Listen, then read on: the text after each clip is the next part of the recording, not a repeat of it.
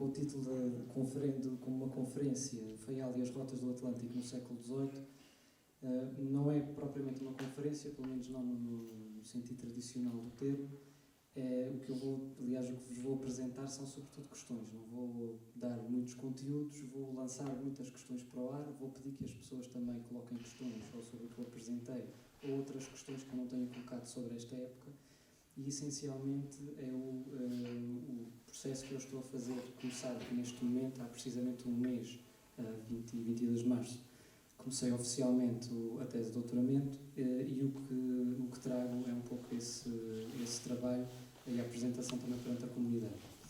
E antes de mais, obviamente agradecer ao Dr. Luís São Bento e à Biblioteca. Também já não é a primeira vez nem a segunda que faço cá, e se nós que não vale a pena fazer grandes apresentações formais, estamos assim em família.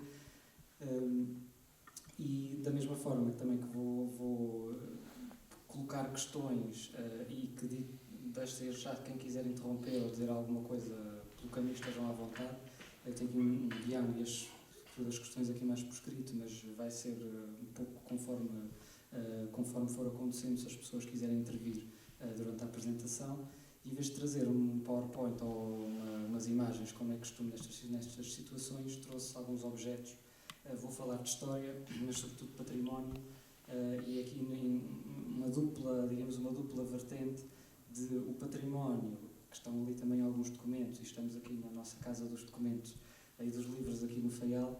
Como é que se faz a história que se faz pelos documentos, normalmente pelos documentos escritos, a história de arte que se faz muitas vezes baseada, na maior parte dos casos, nos outros documentos que os historiadores normalmente não usam, nos objetos, nos edifícios, na arte, e como é que nós usamos estes objetos, e não só os documentos, mas depois todos os outros objetos, todos os espaços, a leitura dos espaços, dos edifícios, para construir a história, e como é que a construção dessa história, do que umas coisas e outras nos vão dando, é importante para depois chegarmos ao fim e usarmos isso também para valorizar esse património que temos. E eu fiz em novembro, em Angra, na abertura fiz a conferência de abertura da Semana do Património em Angra, e fiz um bocadinho isto. Era para ser uma conferência no espaço do Conselho, mais formal, e eu propus ia falar de freiras, ia falar do trabalho que estou a fazer aqui sobre o Faial, sobre o Convento da Glória, sobretudo, e sobre as nossas freiras aqui. E então, já que ia falar de freiras e do convento, que no nosso caso aqui já não existe nenhum dos nossos conventos de freiras, propus fazer na Igreja de São Gonçalo, em Angra, que é não só do ponto de vista artístico notável, do ponto de vista patrimonial também, todos os elementos que eu ia referir ainda estão lá de alguma forma presentes, os vários passos dessas vivências, e então propus fazer-se na igreja, e em vez de fazer uma apresentação, fazer um pouco o que vou fazer aqui, correu bem lá, espero que corra bem aqui também, algumas pessoas já vieram aqui ao pé ver as coisas, estarão aqui depois no final, se quiserem ver mais ao pé, e a ideia era mostrar no local aquilo que ia falar. Em vez de ilustrar em imagens, nós estávamos na própria igreja, fizemos uma visita guiada ao convento, a alguns espaços que foram referidos lá, e havia também uma mesa com alguns objetos, nesse caso relacionados com as vivências conventuais. E um livro, que não era este, mas que trazido também proveniente de um antigo convento, ainda não consegui descobrir qual, é pouco provável que consiga, mas dos conteúdos da documentação confiscada depois da extinção dos conventos no século XIX, nesse caso de Lisboa. Aqui trago-vos, vamos falar do século XVIII e um pouco da lógica das rotas, dos materiais, das pessoas que circulavam neste período.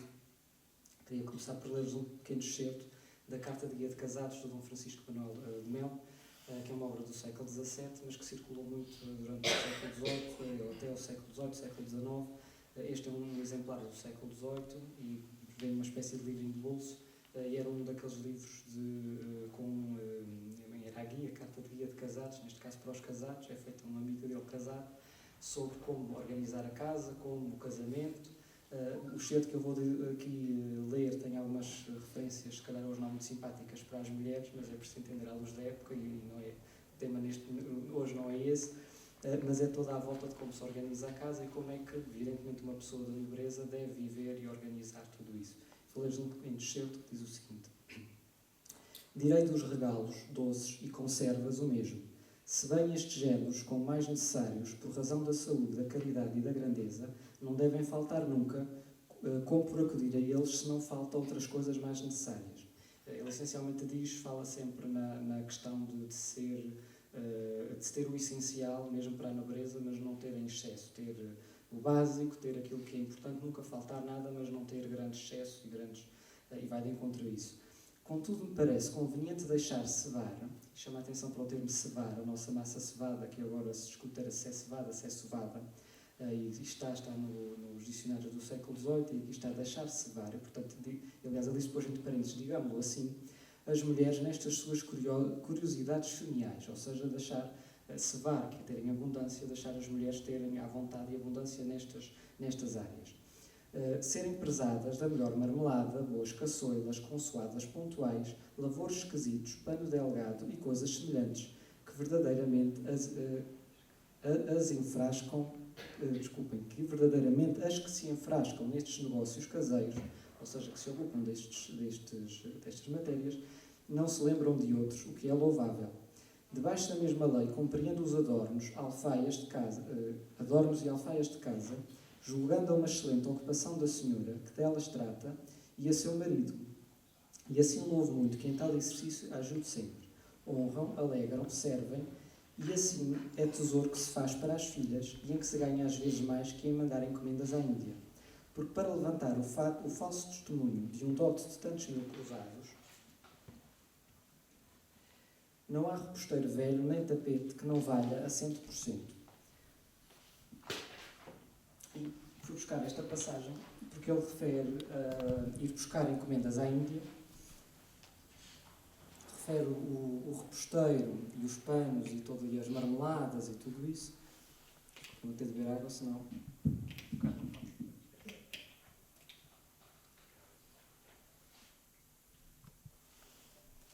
E aquilo que eu pretendo fazer para aqui, trouxe esta obra da professora Amélia Polónia, que esteve cá há 2 anos, a fazer a conferência de encerramento do Colóquio da Periferia, que estuda muito os portos, e veio cá também falar um bocadinho dos Açores, apesar de não ser a área dela, mas nesta questão teórica de como é que uma vila como a nossa, Vila de Horta, na altura uma vila portuária, como é que num local que nós sabemos que é pequeno, que é isolado, que é insulado, que é o termo que eu tenho usado na estruturação do trabalho, uma sociedade insulada, ou seja, é isolada, mas é um isolamento específico, é um isolamento pelo mar, um isolamento de ínsula, de ilha, que não só um isolamento, como se vê numa aldeia ou num outro local, ou até em locais marítimos no continente, não é só um isolamento de espaço, mas é um isolamento que inclusive é uma fronteira que corresponde, por exemplo,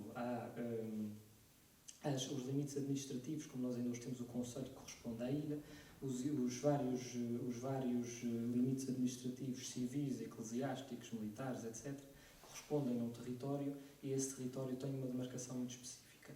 No nosso caso aqui tínhamos uma vila só, temos hoje uma cidade e tínhamos um concelho ainda hoje e, portanto, ainda facilita de algum modo este trabalho. Não temos 2 concelhos ou várias áreas, temos apenas essa área de influência.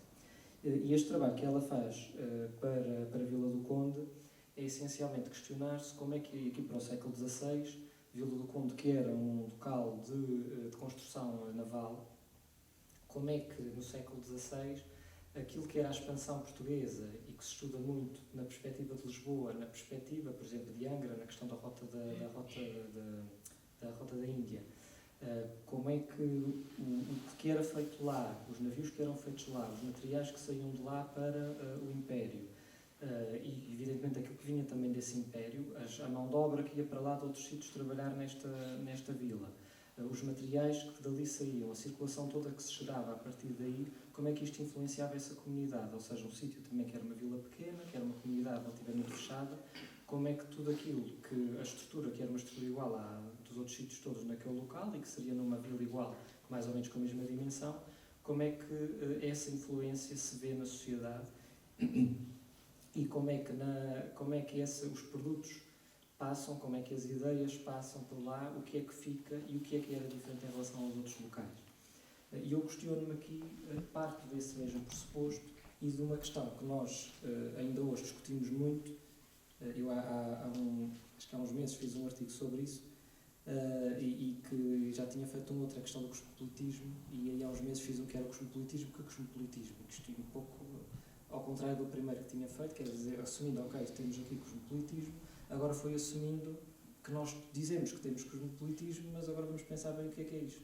E o que a questão de fundo aqui é partir, nós falamos, para já, até o início do século XIX, ou melhor, antes do início do século XIX, temos muito pouco, quase nada estudado para o Faial. Algumas coisas pontuais, algumas, obviamente, textos genéricos, mas não temos estudos de fundo. Temos do século XIX para a frente, temos os Dabney, os cabos submarinos, uma série de temas aí relacionados com a aviação, com a avaliação, mas não temos realmente, e alguns estudos de fundo para o século XIX e já para o século XX, não temos estudos de fundo para períodos anteriores a isso.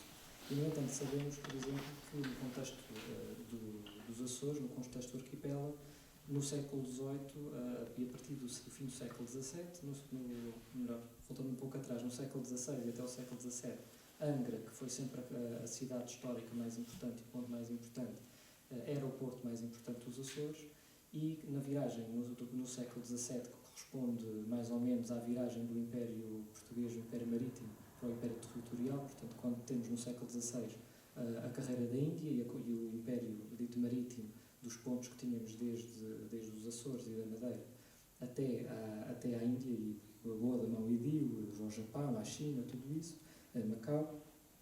E no século XVII dá-se uma viragem com a entrada das outras nacionalidades no mar, quando nós perdemos o domínio exclusivo do mar em parceria com Espanha, com os castelhanos e depois com os espanhóis, e nós passamos a ter o mar aberto, e o Império Marítimo no século XVII passa a ser o Império Territorial, que é essencialmente o Brasil, a América Portuguesa.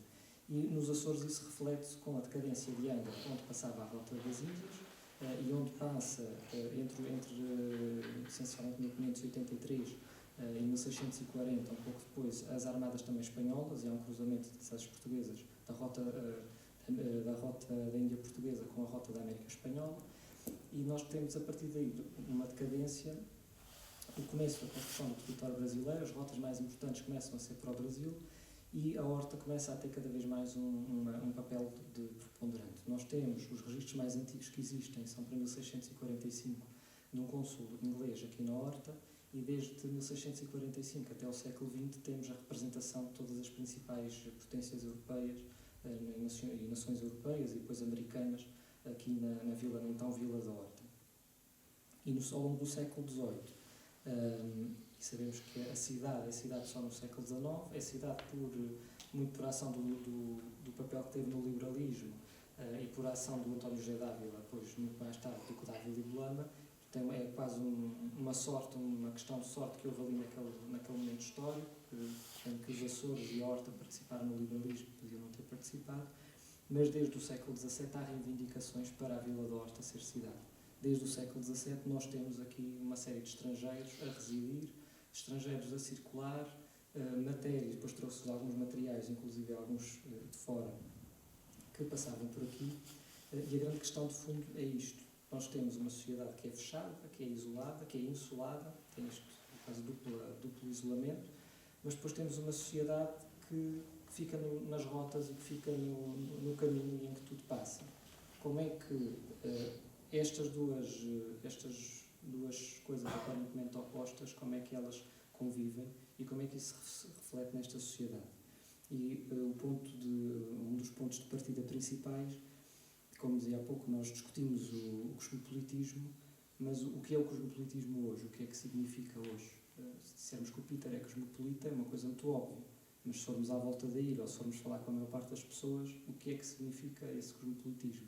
Então o que é que isso significaria para uma pessoa do século XIX, com os Dabney, com os presenças, falamos dos Dabney do consulado americano, mas tínhamos o consulado inglês, tínhamos outros consulados aqui, o que é que isso significava e o que é que isso significaria, indo aqui para o meu tempo, para o século XVIII, o que era o cosmopolitismo, se é que existia, pelo menos não se falava dele na altura, mas se existia realmente uma noção, e entre algumas destas questões lançadas, se existia uma noção do outro, uma noção de pertença, que relações é que existiam quer aqui nas ilhas, entre os vários espaços, sabemos sempre a relação próxima com o Pico, mas a relação entre as várias ilhas, o Império Português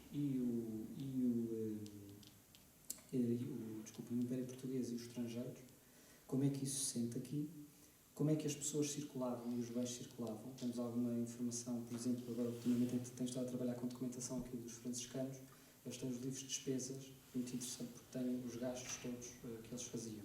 E então vê-se desde a circulação, os gastos com os fretes do transporte dos frades que circulavam entre as ilhas ou que vinham de Lisboa, a produtos que eram importados, a produtos que vinham da Índia, por exemplo, as especiarias que nós ainda temos hoje nos Açores e aqui também, a alimentação muito com a canela, com o cravinho, com a pimenta e com várias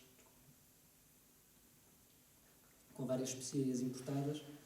Como é que onde é que isto começa, de certa forma? Como é que nós vamos buscar a raiz também nessa identidade cultural hoje, da gastronomia, da etnografia, do tal cosmopolitismo, até do bem receber, que nós sabemos que existe cá e que não existe noutros sítios tanto como cá, que normalmente é associado também aos sítios que têm uma tradição já de contato com o outro.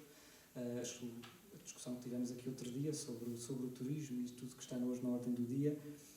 Como é que, por exemplo, aquela fotografia muito conhecida dos Damney ali na rua Conselheiro Medeiros, em que há uma foto de 1880 ou 90, por aí, ou talvez mais antiga, não sei se algumas pessoas estarão se calhar a visualizar, em que há uma placa de um cabeleireiro e aparece em 3 línguas, aparece em português, inglês e francês. E muitas vezes surge como esse exemplo de um cosmopolitismo. Eu não sei se há hoje aí alguma placa de alguma coisa que esteja em português, inglês e francês e fora de alguma loja, mas no século XIX já existia essa placa. E, portanto, é tido como isso, porque se não houvesse aqui gente a falar inglês e a falar francês, não havia necessidade de ter essa placa.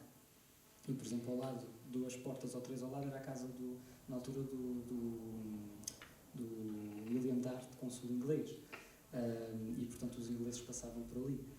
Neste período, e a questão que eu coloco, eu levo muito na cabeça dos meus professores, de partir do presente, em algumas destas questões, de perceber, por exemplo, o que é que são os iates, o iatismo hoje. Eu falei há pouco do Peter, a presença dos estrangeiros, não dos turistas, que estamos a começar a ter agora mais turistas, mas aquilo que era o nosso contato frequente são sobretudo através do iatismo, através das regatas. Como é que nós entramos, por exemplo, no Peter, e é muito claramente, em qualquer altura, um ambiente cosmopolita, até todos os elementos que lá estão, mesmo não seja lá ninguém, mas é sempre aquele ponto de encontro. Mas se nós sairmos dali, se nós andarmos até pela cidade, onde é que esse cosmopolitismo se sente? Quando falamos do cabo submarino, por exemplo, e da presença das companhias, havia uma rua em que eles estavam todos ali naquela zona. Havia certas zonas, certos sítios em que eles circulavam, havia um certo ambiente social em que eles se davam. Até que ponto é que isso tem um impacto na sociedade para fora ou não? Muito de entrar nessa discussão, mas muito que se sabe aqui, e obviamente em todo o lado, em termos de história, é uma construção também que é feita por ação dos historiadores, por ação, enfim, da sociedade, que vai construindo também essa memória. Neste período, isto é um pouco o que eu tenho feito também com a Horta Histórica, das minhas lutas, pode pôr assim, que é perceber-se que nós temos uma história muito rica para trás do século XIX, muita coisa também no século XIX e XX que muitas vezes é esquecida, mas perceber que a época áurea foi possivelmente no século XVIII, foi o período em que nós tivemos, digo possivelmente, estou-me a propor a estudá-la agora, não vamos ver, mas sabemos, pelo menos no contexto Açores, que foi realmente o período em que a Horta, que nunca conseguiu ser cidade, só mais tarde, por outras razões, mas que não se conseguiu afirmar enquanto cidade, que não conseguiu afirmar uma série de coisas, que já reivindicava algumas coisas que só hoje ou recentemente é que estamos a tê-las ou que ainda andamos a discuti-las. Outro dia aqui também falava disso, mas ainda, além dos jornais do século XIX também que tenho andado a ler, há uma série de debates e de problemas que eram discutidos na altura e que nós hoje ainda continuamos a discuti-los, e alguns ainda parece que não têm solução. Mas como é que no século XVIII já se reivindicava que a Horta fosse cidade, apesar de ser muito pequena, já se reivindicava uma das poucas referências que há, mas muito incisiva, é do século XVII, em que é um corregedor que vem de visita, eu penso que 1620, portanto é ainda anterior a esta afirmação da Horta. Desculpe, vou fugindo. Ainda anterior a essa afirmação, no início da primeira metade do século XVII, e ele diz que a vila tem de ter um relógio, ele é o precursor da Torre do Relógio, quando ele diz que a vila tem de ter relógio por ser vila grande, nobre e de 3 conventos. A vila veio a ter 6 casas, 6 conventos, e, enfim, 5 conventos, mais o Colégio dos Jesuítas, portanto 6 grandes casas religiosas. Na altura ainda só tinha 3, e já era considerado ser uma vila grande e nobre, e sobretudo devido a essa presença que temos, dou-vos o exemplo da Senhora da Luz, também muito conhecido, se calhar não muito conhecido aqui no Faial como deveria ser, mas muito conhecido por no meio académico, a nau Senhora da Luz, que naufragou em Porto Pinho em 1615, e que foi um dos grandes acontecimentos, se pode dizer assim, da história trágico-marítima portuguesa, e uma das grandes, se não das maiores, ou não sei se não deve ter sido a maior, se calhar, mas uma das maiores operações de resgate feitas, de resgate salvados de um naufrágio. Portanto, a nau que vinha carregada da Índia, que naufragou ali na Baía de Porto Pinho, e foi uma operação gigantesca de primeiro isolar a zona toda para evitar que houvesse pilhagens, que necessariamente haveria sido nessas situações, e depois tentar resgatar todo o conteúdo da nau, a ponto de que hoje em dia o que foi encontrado lá foi metade de um prato, uns cacos de um prato ou 2 de porcelana, uns bocadinhos de madeira, o resto também foi sendo, alguma coisa tenha ficado, foi sendo levado ao longo do tempo, mas foi realmente uma grande operação. E falando de arqueologia marítima, nas obras do Porto, também não tão conhecido como deveria ser, o naufrágio do Marfim, que temos dois grandes naufrágios no século XVII e XVIII aqui na Bahia. Entrando um pouco na estrutura, e como digo, não sei se querem colocar alguma questão, eu estou a falar sozinho, se quiserem reagir ou dizer coisas, senão, ninguém diz nada. Como é que eu estruturo um trabalho de investigação, e vou pedir no fim também que, pelo menos depois de apresentar aqui a parte desta para a estrutura, que é a parte mais importante, deem algum feedback disso, pelo menos se acham bem, se acham mal, se têm alguma coisa a acrescentar. E eu tenho feito, quem acompanha a Horta Histórica, e às vezes perguntam porque é que eu me foco muito nos edifícios, essencialmente por 2 razões. Primeiro, pela urgência, que é salvar esse património que está a ser muito destruído, e depois porque é uma coisa que andamos pela rua e que está à nossa volta. É mais fácil falar de património construído do ponto de vista de efetivo, de chamar a atenção das pessoas, do que se falar de arquivos e de documentos escritos, ou do que se falar até de alguns objetos, ou de objetos que estão no museu, ou que estão em depósitos, ou que estão noutros locais. Aquilo que nós vemos para ver estes objetos é preciso ir ao arquivo ou vir ao museu, enfim, não necessariamente, eles andam por aí, mas é preciso estar mais atento por aí. Os edifícios, andamos pela rua e eles estão à nossa volta. E são uma fonte também interessante sobre isso, sobre estas questões todas, e partir muito do isolamento da ilha, do espaço nos seus vários vertentes, o espaço urbano, o espaço da vila ou cidade, o espaço da ilha e do património, não só neste caso construído, mas do património natural também. Perceber o que também o Trilha dizia aqui, que aquilo que é a paisagem dos Açores, a natureza do Faial e dos Açores, dita natural, é natural no sentido que são elementos naturais, mas é uma construção humana, é toda uma construção. E é uma das questões que eu gostava de tentar perceber, como é que no século XVIII era esta paisagem, como é que era a paisagem da vila. É mais ou menos possível de chegar lá, mas em torno, se fôssemos à volta da ilha, como é que era essa paisagem? Não havia campos verdes com vaquinhas e hortênsias, era algo completamente diferente, mas perceber esse diferente o que é que seria. Partir obviamente, das características do espaço e material, o que é que existiria, e aqui chego aos objetos, que os que aqui estão são todos de fora, o que é que havia, como é que se constrói uma sociedade. Temos um exemplo extraordinário aqui, não no Faial, mas do outro lado do canal, no Pico, como é que se chega a uma ilha que é essencialmente pedra e se transforma tudo aquilo em qualquer coisa que seja habitável e que produza, e que seja não só habitável, mas que seja possível viver lá. E constrói-se a paisagem da vinha, que todos conhecem, e inclusive é património da humanidade devido ao reconhecimento dessa tarefa hercúlea de construir tudo aquilo. Então, como é que, no nosso caso, como seria a paisagem, como é que foi sendo transformada e o que é que existia? Outro dia que referia também a respeito dos edifícios, as construções tradicionais essencialmente tinham pedra, madeira e barro. Portanto, a telha, o barro e depois a cal nas paredes, mas eram essencialmente os produtos locais. Obviamente que as construções aqui urbanas eram, se quisermos, um pouco mais evoluídas, iam tendo já alguns materiais importados. Desde o século XVIII temos a importação de vidro, e, por exemplo, uma coisa para nós tão básica hoje, quando temos vidros nas janelas, e aquilo que é tido a arquitetura tradicional, as vidraças nas janelas, no século XVI, no século XVII não havia janelas com vidros como temos hoje. Aliás, eu descobri há uns dias uma porta numa casa aqui na cidade, numa casa do século XVIII, uma porta que provavelmente não será dessa casa, não sei muito bem de onde terá vindo, mas que é uma porta do século XVIII com um postigo de grande dimensão, também, com 2 almofadas, e que era a porta, o que seria, por exemplo, hoje no Palácio dos Capitães Generais, são portadas desse género, em que havia uns postigos que se abriam e que permitiam ver para fora, permitiam entrada de luz, permitiam arejar, obviamente, mas não havia vidros na maior parte dos edifícios. Aliás, vê-se nas importações, por exemplo, da alfândega no século XVIII, dos elementos que surge o ferro, que é outro elemento que vai surgir os pregos. Nos franciscanos, nas contas de franciscanos, de vez em quando aparece 120 reis para comprar pregos, pagar ao ferreiro para o concerto, para fazer uma chave, ou para o concerto de uma fechadura, e que é obviamente importado também. E depois o vidro, que vem especificamente dito como vidro de vidraça. E o vidro que vinha em pequenos vidros, e depois o chumbo que vinha para chumbar as vidraças.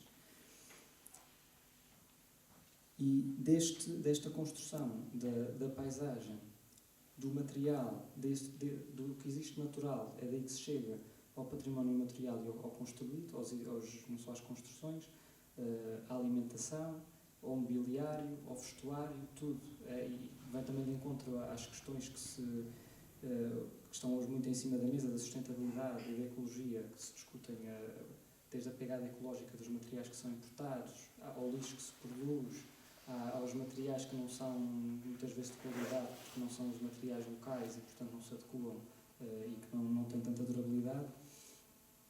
Como é que isto se vai construindo? O que é que falta? O que é preciso importar? Se não havia vidro, é preciso importar. Se quer fazer uma vidraça, era preciso importar o vidro.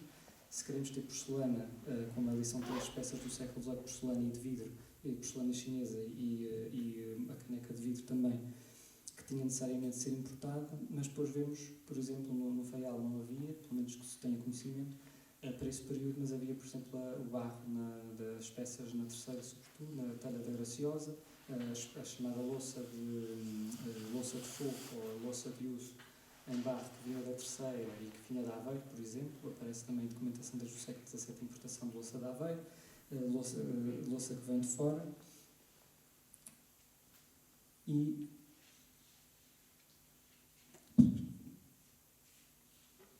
vou pegar aqui nas cábulas, vou aqui para o pé dos objetos.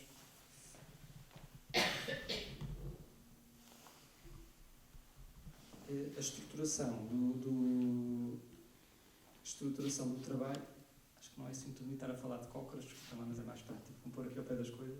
Aliás, por aqui, este lado primeiro. Passo aqui para baixo.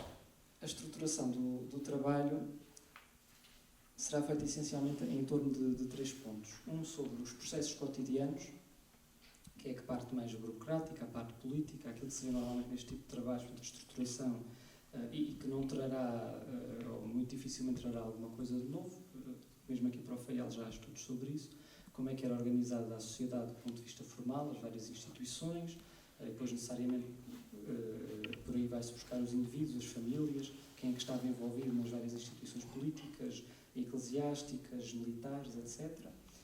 Os contatos e as circulações, e aqui sim, o que é que passava por cá, em termos de rotas, como é que circulavam os objetos, como é que circulavam as pessoas, e no fim, o objetivo que é chegar, o que eu chamo a paisagem dos sentidos, que será uma abordagem à paisagem social, de como é que tudo isto, essa parte mais formal e essa outra parte mais informal, e em que porventura haverá aqui elementos diferentes, mais específicos aqui sobre o Faial, sobre a horta, em que nós sabemos, já sei à partida, que era realmente o porto de circulação mais importante nesse período, como é que isso depois se reflete nessa tal sociedade, como é que era a paisagem nesse período. E vou agora brincar aqui um bocadinho com os objetos para vos dar alguns exemplos.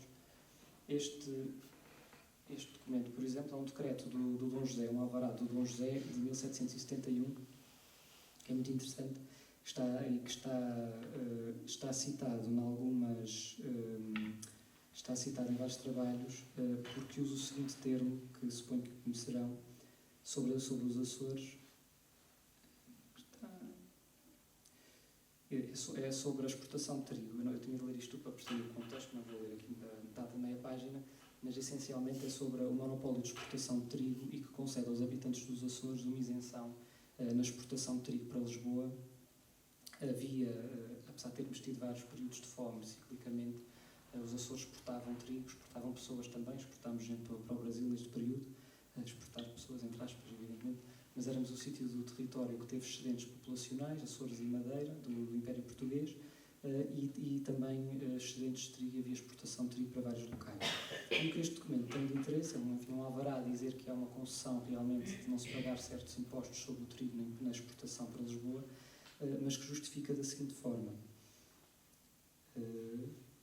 pessoas que tenham pão das suas lavouras, pão significa trigo neste caso, que tinham pão das suas lavouras ou rendas, têm ampla liberdade de o levarem e transportarem livremente para onde querem, e mais interesse lhes faz, devendo observar-se o mesmo, pelo que respeita à polícia e economia das ditas ilhas, que por serem adjacentes se reputam como partes e verdadeiras províncias deste reino. E o que ele diz com este documento, na justificação que dá para essa isenção, porque as ilhas, teoricamente, não faziam parte do Império, faziam parte do reino, mas depois estavam sob a alçada, na altura da SEMU, da Secretaria de Estado da Marinha e do Ultramar, que administrava o Império. E então nós andámos sempre assim e ao longo do século XVII e XVIII, num meio termo dos Açores, em que era reino, não era império, para umas coisas era reino, para umas coisas era império, e este documento diz-nos diz que as ilhas são as ilhas adjacentes.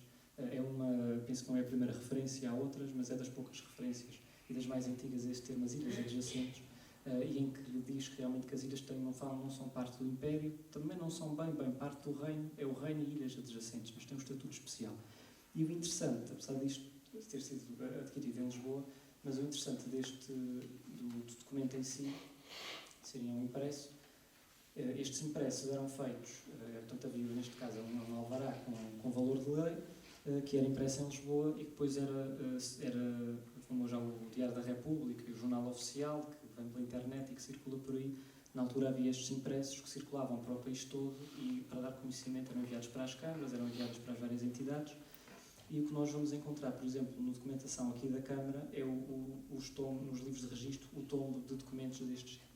Como é que o Poder Central, e aqui das questões administrativas, como é que aquilo que eram as leis nacionais, aquilo que eram as ordens, por exemplo, na segunda metade do século XVIII, da Capitania Geral, e obviamente depois aqui locais, o que é que chegava, como é que isto chegava aqui às pessoas, como é que isto depois era aplicado, como é que era ou não contestado, se uma lei o rei manda fazer. Aliás, esta lei, este alvará, resulta precisamente de uma contestação a nível Açores, e como é que, neste caso já da Capitania Geral, como é que chegava aqui, como é que os locais, evidentemente a elite local, muitas vezes, por exemplo, era chamada a ir à Câmara e a reunir também com a Câmara para perceber os problemas que havia e para reivindicar junto do Capitão-General ou junto do Rei, se fosse necessário, ou para terem um alvará especial ou para alterar alguma lei que já tivesse sido emitida. E depois trago-vos outro documento. Este é interessante por várias questões, entre elas por ser um original e está assinado por Dom João V, e é o alvará, ou seja, não tem, digamos, muita importância do ponto de vista histórico ou de conteúdos aqui para a história do Faial, mas tem um interesse simbólico porque é o original do alvará de moço fidalgo, ou seja, de concessão de nobreza e de reconhecimento da nobreza ao Pedro Sanches de Farinha Baena, que foi o último capitão do Natário do Faial. E recentemente os descendentes venderam ao desbarato o arquivo todo da família, inclusive com alguma documentação aqui relativa ao Faial, e apanhei este um pouco perdido, mas que trouxe aqui para chamar, não só por ser o original, que é interessante, mas para chamar a atenção este capitão, que vai ser o último capitão do notário do Faial, nós falamos dos Dutra e o Van Urter no século XV e no início do século XVI. No século XVII e no século XVIII e até ao século XVIII, nós temos os capitães de notário, que são o poder mais importante, se quisermos, são os senhores da ilha. Temos o notaria está na coroa, mas ainda existem capitães de notário. Os capitães de notário recebiam rendas e tributos, mas daí eu dizer que isto não tem muito interesse em termos de conteúdos, porque o senhor nunca pôs cá os pés, como o infante Henrique foi o primeiro senhor das ilhas e nunca pôs cá os pés também. E, no entanto, nós tínhamos de pagar, tínhamos sempre de estar sob a alçada do capitão do notário, que era essencialmente um cargo honorífico. Um outro elemento, também não diretamente relacionado, mas que é o género, tal como o Alvará, era o género de coisas que circulavam por aqui, tal como o livro que eu vos trouxe, Dom Francisco Manuel de Melo, circular, que felizmente não temos hoje, tirando algumas coisas que estão aqui na biblioteca, mas que não sabemos muito bem a proveniência em alguns casos. Não temos, por exemplo, um fundo familiar desse período. Há apenas um fundo arquivístico e muito importante, que é o fundo dos Brum, que está em Ponta Delgada neste momento, mas não temos, por exemplo, uma biblioteca que nos permita saber o que é que liam aqui, que ideias é que circulavam, o que é que se lia. Nós temos, por exemplo, mera curiosidade, mas eram uns opúsculos que circulavam muito, panegírico de... Há muito alta não era em altura, em gravenza simbólico, muito alta, muito poderosa, Rainha Nossa Senhora, a Senhora Dona Mariana Vitória, consagrada no felicíssimo dia dos seus anos. Era também algo que circulava muito e que certamente terá circulado entre nós, um panegírico, portanto, uma homenagem em verso, depois há uma série de versos, depois se quiserem no fim ler alguns aqui interessantes, curiosos, de homenagem à Rainha Nossa Senhora. Entrando no segundo ponto, que é para mim mais interessante, é o terceiro, mas este também das circulações.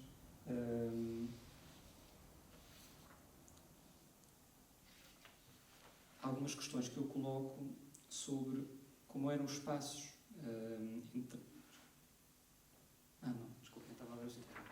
Como eram os contatos, por exemplo, com as tripulações de navios aqui de passagem, com os visitantes ocasionais. Temos muito poucos, mas alguns relatos de visitantes, inclusive alguma iconografia do século XVIII interessante.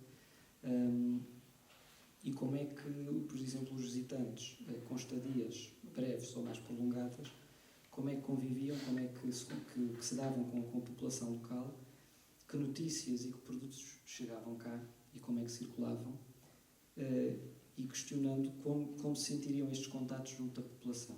Sabemos que nas elites tinham estes contatos, inclusive alguns deles circulavam. No século XVIII temos o caso dos Brum, que eu já referi, na segunda metade do século, do António Taveira de Neiva Brum, que era arcebispo de Goa e era feialense e que enviava frequentemente ofertas da Índia aqui para a família. Os Arriaga, por exemplo, que tinham a sede da casa no Faial, mas que tinham vários elementos, inclusive na corte, e uma ligação muito próxima até com o próprio Marquês de Pombal, e portanto havia certamente uma circulação de produtos, de ideias, de pessoas. Eles iam e vinham, não com a facilidade que nós hoje vamos, mas circulavam também.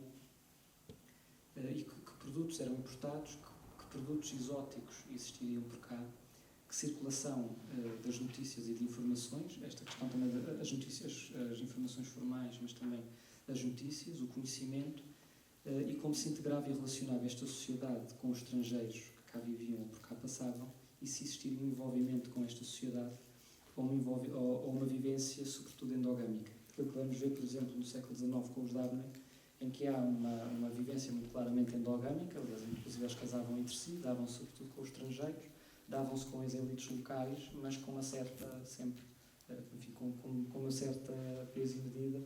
Como é que seria, que são as questões mais complicadas, porque tirando os Brum temos pouca informação familiar, algumas cartas, mas muito pouca coisa. E aqui chegamos, para este lado, alguns dos objetos. Esta tacinha, foi a capa aqui do cartaz da conferência, a cabeça de cartaz, e que é interessante, não veio cá do Faial, pelo menos tanto quanto eu saiba, foi encontrado em Lisboa, mas que que é interessante porque nós temos aqui, não só pode ilustrar isto, os ingleses, como eu referi, estavam cá presentes desde, posso dizer um pouco, se calhar exagerando, desde sempre. Temos o cônsul desde 1645 a porcelana Companhia das Índias circulava aqui desde o século XVI, praticamente desde o início, ou se calhar ainda antes disso. Antes disso não, ela chegou a Portugal no século XVI, não podia estar cá antes. Mas desde são aquelas asneiras que se diz às vezes sem pensar.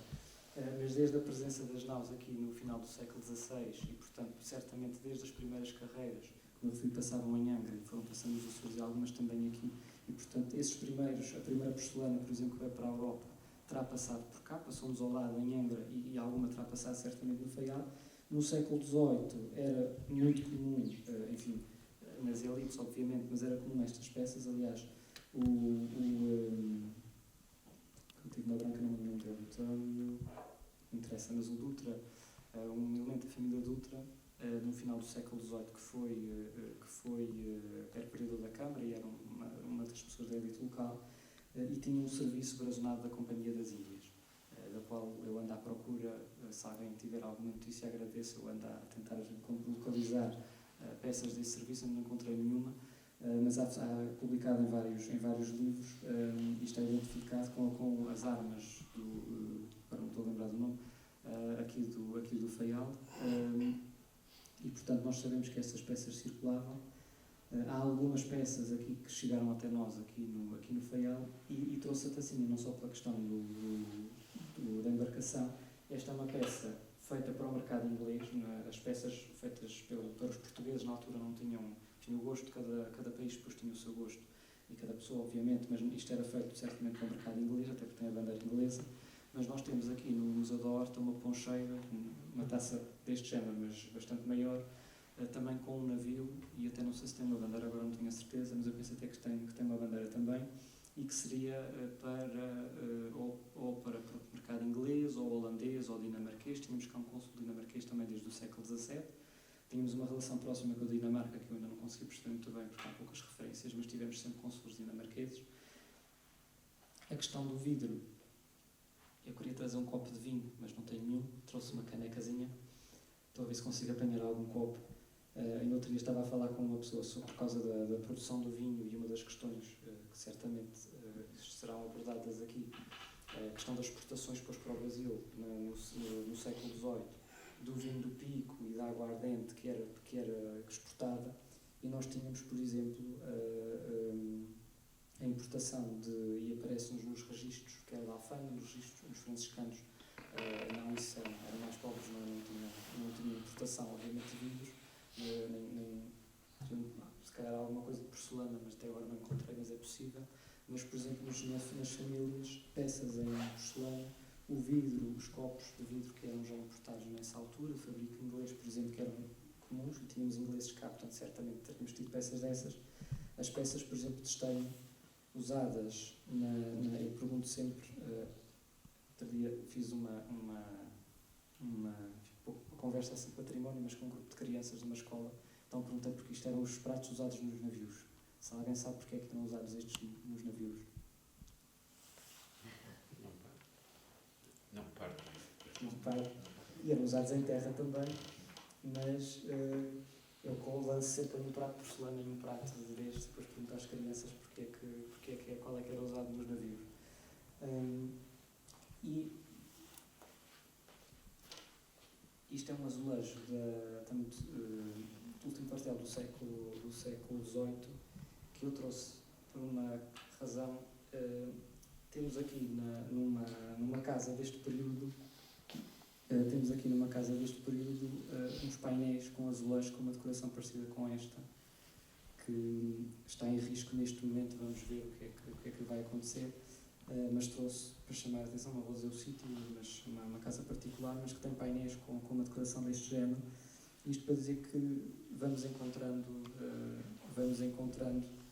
como a porta outro dia que eu encontrei, fiquei muito feliz por ver a porta, vamos encontrando em casas particulares muitos elementos ainda deste período. Não temos, infelizmente, como disse, por exemplo, uma família que tenha mantido, na Terceira, por exemplo, em São Miguel ainda há, inclusive na Terceira e em São Miguel, o arquivo e o acervo aqui da Casa Brum, muito disso ainda existe, inclusive objetos e peças deste período. Mas vamos pouco a pouco, tal como os documentos, que temos a maior parte das coisas aqui, mas depois vamos encontrando assim umas coisas soltas. Os objetos, os edifícios, que eu chamo sempre a atenção, desculpa, estou sempre a chatear nisto, mas que são realmente um elemento fundamental, não só a arquitetura, a fachada que vai ficando mais ou menos intacta, mas elementos, até os materiais de construção, por exemplo, as questões dos materiais, e que foi este foco inicial de como é que se pega nos materiais locais, como é que no pico se pegou na pedra e se fez praticamente tudo em pedra, como é que aqui se usou o que tínhamos cá, e perceber que o que há, que não era local, era de luxo. Hoje vem tudo de fora, hoje é tudo importado, era tudo isso. Aliás, agora estamos a perceber já isso e estamos a voltar a usar a madeira, a usar elementos mais sustentáveis. E vamos já calar o último ponto, que é de certa forma o ponto de chegada e o objetivo. Eu trouxe aqui, não sei se conhecerão, mas porque ilustra um pouco esta, e ajudou-me quando eu fiz a primeira conferência e depois a construção do opúsculo, ajudar-me a pensar neste ponto e nesta estrutura do trabalho que estava a ser feita na altura, a ser pensada na altura, em que essencialmente o que fiz aqui é uma proposta de uma visita guiada à freguesia matriz, que era a maioria da vila na altura, em 1767, 250 anos antes de nós.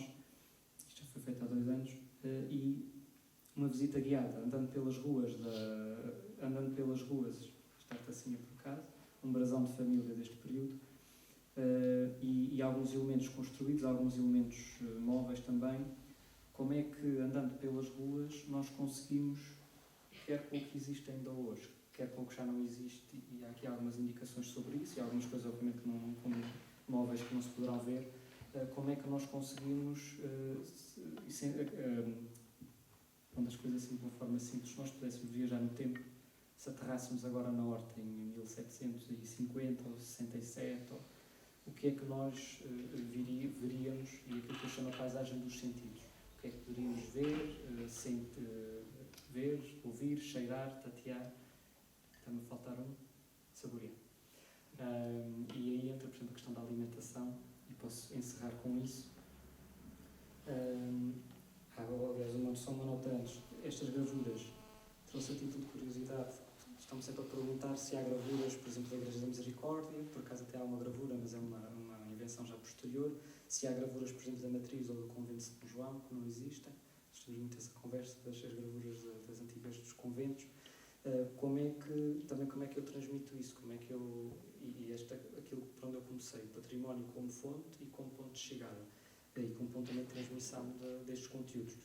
Como é que eu, por exemplo, reconstituo um convento que já não existe e sobre o qual não há imagem nenhuma, não há uma planta, não há nada disso? Por exemplo, para os franciscanos, eu consegui fazer consegue-se fazer uma aproximação do convento no século XVII através de um inventário que há, em que se fazem inventários dos vários espaços, e nós a partir daí que diz a cela número 1, a cela número 2, depois a aula do lado do mar, a aula do lado da igreja, e nós aí conseguimos mais ou menos perceber o desenho dos espaços.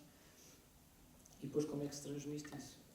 Este, mais uma vez, também não é de cá, mas eram os hábitos usados pelos franciscanos observantes do convento de São Francisco, os capuchos do convento de Santo António, as clarissas do convento de São João. Mais ou menos, seriam hábitos muito semelhantes a estes. Como é que se pode ir buscar, por exemplo, peças que não são necessariamente de cá, mas para ilustrar estas questões? Estava a falar da alimentação, para encerrar. Agora há uns dias, na documentação franciscana, que está aqui no arquivo, a ver, por exemplo, que pelo menos é a referência mais antiga, possivelmente já se fazia antes, mas enquanto, por exemplo, em 1660, 70, referência já ao arroz doce, a fazer-se arroz doce nas festas dos franciscanos. Há uns dias encontrei, em 1745, a conta do açúcar e da manteiga, e já não sei quais são os ingredientes, mas a conta para fazer esfilhosos para o intrudo, para a festa do intrudo, por exemplo. E o interessante é perceber-se, primeiro, que ainda há muito disso, muito deste património, quer o que nós conseguimos a partir de saber que é de época e chegar lá, quer outras coisas que se vão descobrindo, como vão descobrindo até uma porta, uma fonte. A arqueologia que não referi, mas trouxe alguns elementos, estão ali também, até são estes mesmos que estão ali fotografados.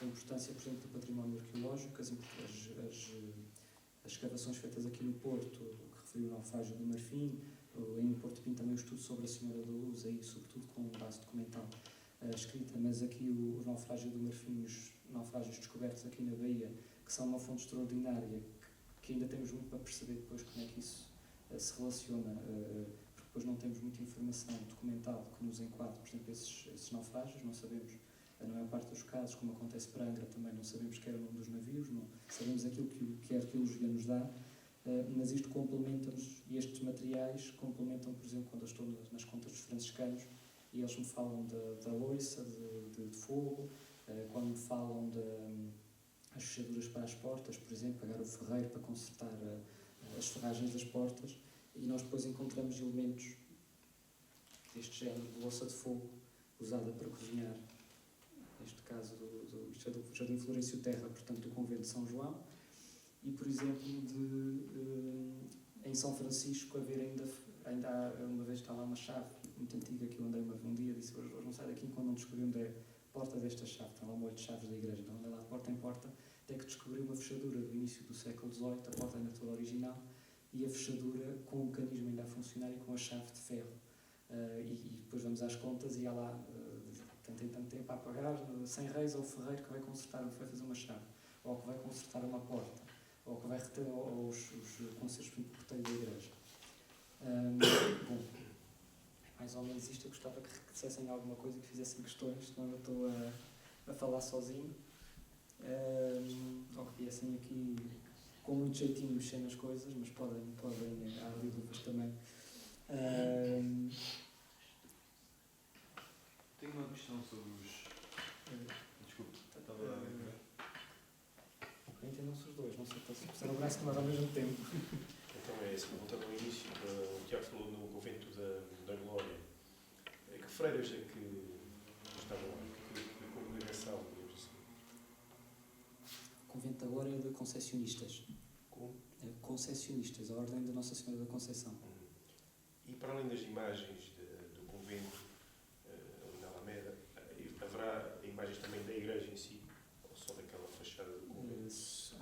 Do exterior, do interior, que eu conheço. Sim, da igreja. Não, é porque a igreja entrou em decadência a partir, na altura que aparece a fotografia aqui, a igreja já estava, foi num processo, não se sabe muito bem a cronologia, mas as últimas freiras saíram, foram para uma casa particular, e portanto na década de, suponho que seja a década de 70, mais ou menos, que aparecem as primeiras fotografias, final da década de 70, o convento já estava fechado. Essa igreja seria dedicada a que santidade? A igreja é não quero mentir, agora eu penso que era a Santíssima Trindade, agora não tenho a certeza. Do espólio dos conventos, conhece dos conventos desaparecidos? No caso, por exemplo, da Glória, que eu tenho gostado a trabalhar, há muita coisa ainda, desde o museu, no Museu de Arte Sacra, em várias paróquias, em casas particulares. Há muita coisa, eu tentado um pouco a compilar, por exemplo, o órgão está nas Angústias, o órgão das Angústias era da Glória, uma estante que está penso que está na Sacristia das Angústias, triangular, uma estante de couro, tem até uma inscrição, era também da Glória. O arcaz que está em Castelo Branco, que esteve em Pedro Miguel, e depois ele já mudou 2 vezes, já o cortaram, já teve um incêndio, já teve uma série de desgraças, mas ainda uma parte dele ele já está reproduzida no livro, esse é o capítulo do mobiliário na História da Arte, como um exemplo de uma peça extraordinária da época. E a questão de pedra, se calhar, foi usada no curso do Hospital da Misericórdia. Mas já a parte, portanto, do lado do mar, onde eram os granéis e a cerca, tudo aquilo, desde essa altura já que se vinha usando, tirando pedra para reparar a muralha, para ter sido tudo reciclado. Tiago, respeitando a esse convento, alguns senhores, o António Silveira de Lemos e o Sr. José Augusto Sequeira, proprietários terrenos no Pico, na localidade do Monte, estes senhores, já que estás interessado no convento agora, arremataram um púlpito e o arco da capela cônsules são da Igreja de Santo António do Crato do Monte. Portanto, isto está nas contas da Irmandade, no livro das contas da Irmandade. Santo António. Se citais a Igreja de Santo António do Monte, o arco da Capela Mor certamente será o arco da Igreja da Glória. Pois conheço muito bem, olha. Obrigado. Depois falamos no fim que gostava de ter essa referência. Eu chamo a atenção, por exemplo, um caso que eu acho que é de São João, há também referências, e por exemplo o convento de São João, se não estou em erro, foram para o Salão, e por exemplo que há coisas que foram para o Salão e para a Ribeirinha, por exemplo, que depois se perderam no sismo de 26 ou agora no 98. Mas por exemplo, o caso assim mais óbvio para mim, que é interessante, os altares da Igreja da Misericórdia estão em São João do Pico, e são os altares da paróquia, que aliás na Capela Mor, ou aliás no retábulo da Capela Mor, por cima está o brasão da Misericórdia, que é na paróquia, porque era a Capela Mor da Igreja da Misericórdia aqui no Faial. Obrigado. A minha questão é quanto aos cônsulos que existiram cá no Faial. Fiquei agora surpreendido também com o cônsul dinamarquês, nunca tinha ouvido falar. Há alguma ideia onde é que nós podemos informar mais? Se era moda deles estarem aqui no Faial, se também estavam nas outras ilhas importantes, certamente teria a ver com o título que trouxe cá, sobre as rotas. Há algum local onde nós podemos, algum livro, alguma referência onde podemos perceber melhor este cosmopolitismo nessa altura? Que influências é que realmente existiram cá no Faial? Eu estou a propor agora a fazer isso. Eu preocupo-me muito dessas questões. Para ver, por exemplo, especificamente aos dinamarqueses, ou enfim, qualquer um dos outros, se for ao terceiro volume da História da Ilha do Faial, que tem enfim, o levantamento da documentação da Câmara, que está aqui até 1833, e onde estão essas referências nos registros dos cônsulos. Entre, não sei os anos exatamente, mas sei que é 1645 a 1650, por aí, 51, aparece o primeiro cônsul inglês, são 5, inglês, dinamarquês, francês e espanhol, se não estou em erro.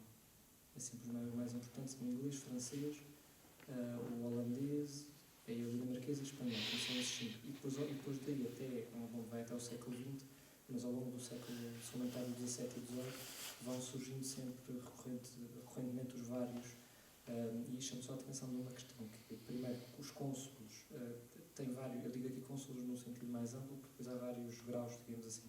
Há cônsul, há vice-cônsul, há agente consular, e há o cônsul no Faial, há cônsul nos Açores, há agente consular, e portanto às vezes estavam no Faial, e muitos deles surgem como cônsul, como os americanos, cônsul nos Açores, com sede na Horta, e depois às vezes tinham um vice-cônsul noutro sítio, um agente consular, e nós também por aí percebemos, mas aí tinha de ser feito um levantamento geral, que é uma tarefa, mas fazendo para aqui já se consegue ter uma perspectiva, que é perceber, por exemplo, em determinados períodos, quando é que o cônsul está em Ponta Delgada, quando é que o cônsul está na Horta, quando é que está em Angra, quando é que há um vice-cônsul ou não. O sítio em que estaria o mais importante era obviamente o sítio que teria mais significado nessas rotas na altura. No caso do dinamarquês, como eu digo, é uma das questões que eu me coloco muito, começa a aparecer referências ao cônsul dinamarquês, e também foi uma surpresa para mim, quer dizer, relações com a Dinamarca aqui, mas o certo é que havia, e depois vamos encontrar essas referências do cônsul. Não há muitas referências, por exemplo, de passagens, precisamente não temos essa documentação, mas há, por exemplo, uma referência do... ajude-me aqui, não sei se é sueco, se é finlandês, aquele texto está publicado pela não, é um texto publicado no Tribuna das Ilhas pela Francisca Wheeler ou pela... Doutora Ela Martins, não foi? Exatamente. Que elas traduziram, publicaram, não sei se ele é finlandês ou dinamarquês, ou finlandês ou sueco. É sueco. Não tenho em dúvida, porque eles fazem uma referência, é um texto de um relato de viagem, um viajante também em 1780, por aí, não sei agora bem, mas na volta disso, 70 ou 80, que passa cá, e depois ele faz a referência, duas referências para mim interessantes. Enfim, entre outras coisas, fala dos conventos, por exemplo, os visitantes são muito interessantes, vão visitar os conventos, e ele refere os conventos todos que visita, esse acho que não vai ao Carmo, acho que não refere o Carmo, diz que não foi lá, mas vai referindo os conventos, refere as freiras que cantam, que lhes oferecem doces, que lhes oferecem coroas de flores e trabalhos de artesanato e tudo isso, mas esse em específico, porque tem finlandês e que tem a referência ao cônsul, fomos recebidos pelo nosso cônsul, falam do, como é que o termo que eles usam na documentação da alfândega que está em Angra, aparece eles não dizem tradutor, não tem um outro termo curioso que eu agora não estou a lembrar, queria dizer, mas dizem o tradutor, portanto há o cônsul que faz de tradutor normalmente, e depois fala de um capitão finlandês que vivia cá e que eles foram ao encontro dele e diz que é um seu nacional que vive cá acho que há 10 anos ou há 20 anos, portanto esteve cá, mesmo depois tenha regressado, viveu cá há bastante tempo, que vivia cá com uma mulher, e eles vão ao encontro dele e vão visitá-lo porque era alguém do país dele.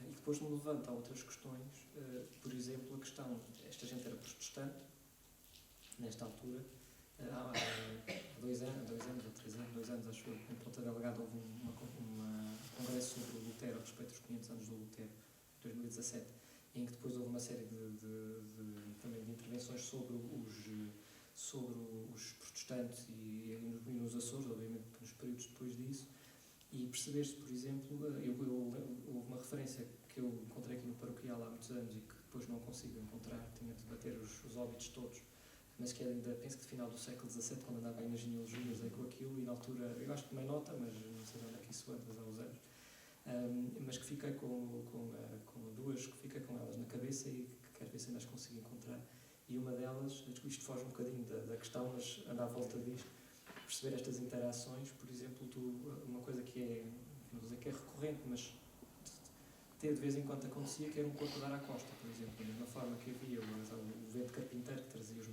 os salvados navios e os despojos de navios, ainda temos muitas casas com as traves feitas desde mastros de navios até à madeira de navios e de quilhas e tudo isso, e de vez em quando havia, por exemplo, corpos que davam à costa. E para nós hoje, imaginem hoje um corpo dar à costa, tentar perceber onde é que vem, quem é, tudo isso. Há, por exemplo, um relato de um ver que era dar à costa nas Angústias, ou na Matrias, nas Angústias, ou ali na costa já para a Feteira, e dizem que é, e depois disseram, é um fulano tal que caiu ao mar no Capelo, ou não sei onde, há uma semana, mas as pessoas no Capelo não vinham cá nem ao Facebook ver a fotografia do senhor, quer dizer, vir alguém ir ao Capelo ou vir cá para ver, para reconhecer o corpo, para não sei o quê, quer dizer, era uma coisa, uma viagem não quer dizer que não se fizesse, mas que chegasse a notícia ao Capelo e que viesse cá alguém e que a coisa tinha de enterrar. E então a dúvida se era mesmo, se não era, lá enterrou-se na paróquia. Uma vez dá um corpo, já, segundo a descrição, já irreconhecível, e o grande debate que há naquela gente na altura, isto é muito interessante para a questão de mentalidades, eu trouxe algumas figuras de presépio, por exemplo, o ex-voto da Santa Luzia, dos olhos, a questão das mentalidades que eu não referi aqui, mas está sempre presente. O grande debate ali no padre e naquela gente era se ele é católico ou não. E, portanto, o grande dilema é, se ele é católico, nós temos de o enterrar dentro da igreja, a pessoa vai parar ao inferno. No entanto, se ele não for e nós pusermos dentro da parte da igreja, estamos a cometer uma heresia se ele for protestante ou se for outra coisa qualquer. E depois alguém disse que houve um navio, já não sei se era inglês, se era dinamarquês, que tinha chegado cá depois do naufrágio e tinha morrido gente, e tinha caído gente ao mar, e que não sei, e podia ser algum. Então, mas depois o padre diz, mas e se for católico? Estamos a condená-lo ao inferno se não enterrarmos. Pronto, então eles para nós hoje é interessante mas é um dilema terrível para aquela gente. Então, a solução que eles encontram é assim uma solução de compromisso. Enterram-no no adro, ali numa zona de fronteira, em que ele ainda está a salvo, porque ainda está na terra sagrada. A discussão agora toda, por exemplo, o adro das Angústias, que é uma coisa que se perceber hoje, um adro não é uma praça, nem é coisa, um adro é um espaço sagrado, tem uma dignidade, desculpa estar a pôr aqui em cima da mesa isto, mas é para se perceber isso. Quer dizer, o adro tem uma certa, por uma razão disso, é um sítio sagrado, a pessoa está enterrada ali, portanto está assegurado que vai, depois ela tem terra quem reze por ele, mas vai pelo menos para o purgatório, e está ali. No entanto, se ele fosse protestante, como estava já assim na ponta do adro, não era assim, pronto, o padre também já não havia de ir para o inferno por isso, porque, pronto, mas é um dilema, e a questão que eu coloquei depois aí, e que coloco algumas das questões, por exemplo, é como é que os protestantes se davam aqui, nesta altura. Como é que eles interaram? Nós temos para o século XIX os Darwin, isso, mas que já é um período já completamente diferente. Como é que no século XVII e XVIII, por exemplo, os protestantes viviam cá? Como é que não temos, depois, outro problema, documentação, como eles não casavam, e não batizavam os filhos nas igrejas católicas, aquelas igrejas que existiam, aquela gente não existe, não há registros deles. Agora, põe a questão, se eles morressem, onde é que eram enterrados também? Eu coloquei isso aos meus colegas que estudam essas coisas, eles também não sabem responder. Se apareceu-me aquele que foi enterrado porque estavam em dúvida, mas se morresse um protestante cá, devem ter morrido com certeza. Esse tal capitão finlandês, ou os outros mercadores que viviam lá cá, Os que se fixaram, temos os Arriaga, que eram franceses católicos, mas depois o Eaton, agora quer dizer, não me lembro mais nenhum, mas holandeses e outros que se foram fixando aqui, noutras ilhas, os Dar também, mas já mais recente, depois passaram a ser, portanto, como é que se diz, converteram-se. Então o problema aí está resolvido. Mas os que estavam cá há alguns anos e que terão certamente morrido cá há alguns, onde é que aquela gente, não havia cemitérios. Tinham de ser, como é que a sociedade reage perante isso? Então não tenho respostas, não sei. Mas... Eu queria introduzir um outro assunto que não sei se falou ainda, que é nesta altura que se dá o povoamento do sul do Brasil e do sul da América, que vai muita gente daqui. Aquilo que eu percebi há bocadinho é que se calhar também uma das razões era o excesso de população, ter sido uma boa razão para se organizar esse povoamento a partir daqui das ilhas. E como é que isso influencia estas rotas? Estou a pegar aqui no título da conferência, porque a ideia que eu tenho é que isto foi uma viagem de ida e não teve depois nenhuma repercussão de ida e volta, não é? Ou seja, de saber notícias dessa gente, de alguém que tenha retornado, não é? Este assunto, como é que funciona nesta época? Aproveito a questão só para dizer uma coisa muito óbvia, que é que falei muito pouco de rotas, como devem ter percebido, e introduzo aí a questão, ou uma outra que não bem respeita a pergunta, a rota com o Brasil, que eu referi assim muito brevemente. E nós tínhamos, vou simplificar muito, até porque isto tem de ser estudado, mas havia a rota obviamente com Lisboa, e portanto com o continente, há essas importações de materiais e de coisas que eram compradas a partir de Lisboa. Temos a rota com o Oriente, e referi por exemplo do António Taveira, e por aí temos alguns registros, por exemplo da porcelana que vinham, das ofertas que ele mandava para a família. E depois a rota que vai ser, como eu referi no fim do século XVII e depois no XVIII, a construção do território brasileiro, que é feito quando a horta passa a ter essa preponderância, e nós temos uma rota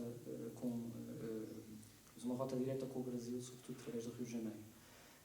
A questão da imigração, desde ainda no século XVII, aliás, eu encontrei já do XVIII, mas encontrei isto é um problema, não tenho muito interesse, mas é curioso,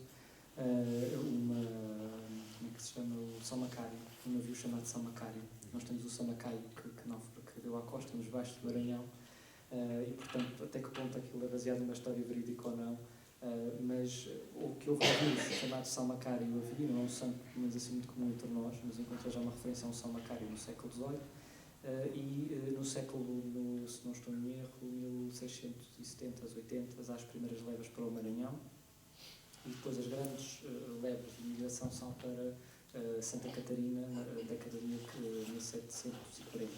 Mas salvo o ano passado, fez os 270 anos, penso que em Santa Catarina. E esta, tem aquele alvarado do Dom José mais tardio, mas há os alvarados do Dom João V, e o processo para eles está muito bem documentado e muito bem estudado, em que havia uma chamada das pessoas a oferecerem-se para ir, eram os chamados casais, que vinham em casais, o marido e a mulher, e a ideia era mesmo do casal para se fixarem, depois para ter filhos e para povoar aquela zona. E foram várias levas de casais nas décadas de 1740 a 1750, Santa Catarina e Rio Grande do Sul, sobretudo. Depois há um grupo que vai para a Colónia do Sacramento, que depois vai passar a ser da parte espanhola e é o atual Uruguai. Nós temos a presença, a Casa dos Açores no Uruguai, que vem precisamente dessa herança açoriana dessa altura.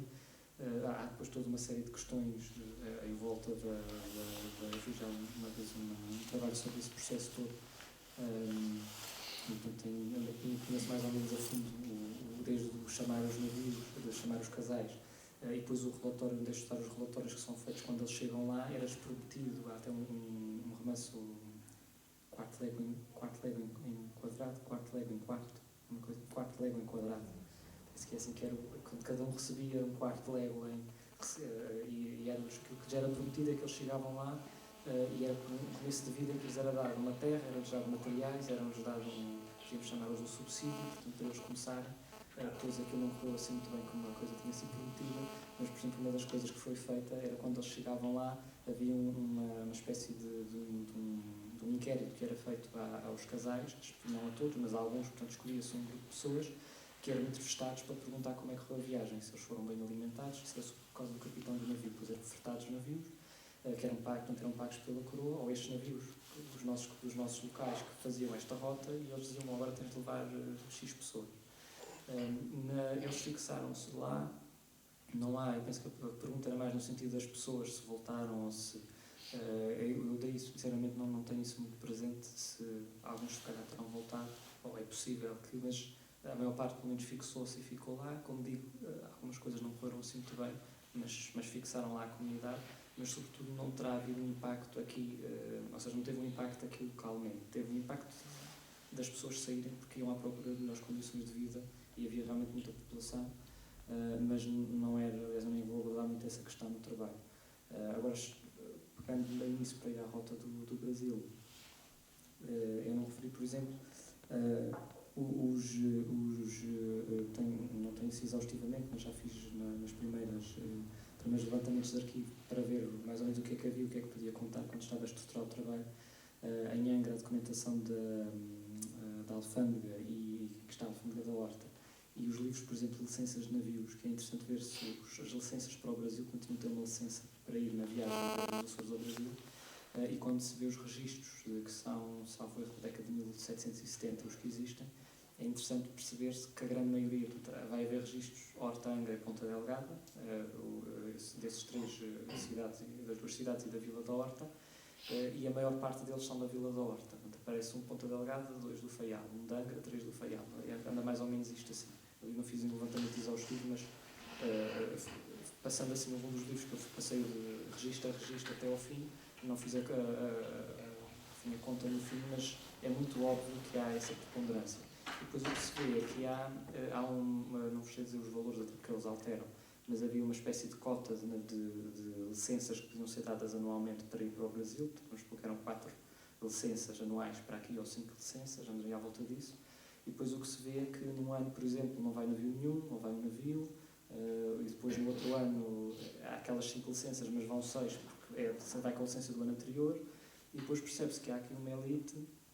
Outro dia com o Pedro falávamos disso, a rua Serpa Pinto, a rua da Misericórdia, aliás, o que é hoje é Dom Pedro IV, e aqui vamos muito à questão só dos edifícios, mas do espaço urbano, por exemplo, a rua Dom Pedro IV e a rua Ernesto Rebelo, que eram a rua da Misericórdia, os Brum, os Cunha, os Terra, os Labá e os Lacerda viviam naquela zona. Temos algumas da elite nobre ali, apesar de alguns deles também tinham em relação com o comércio.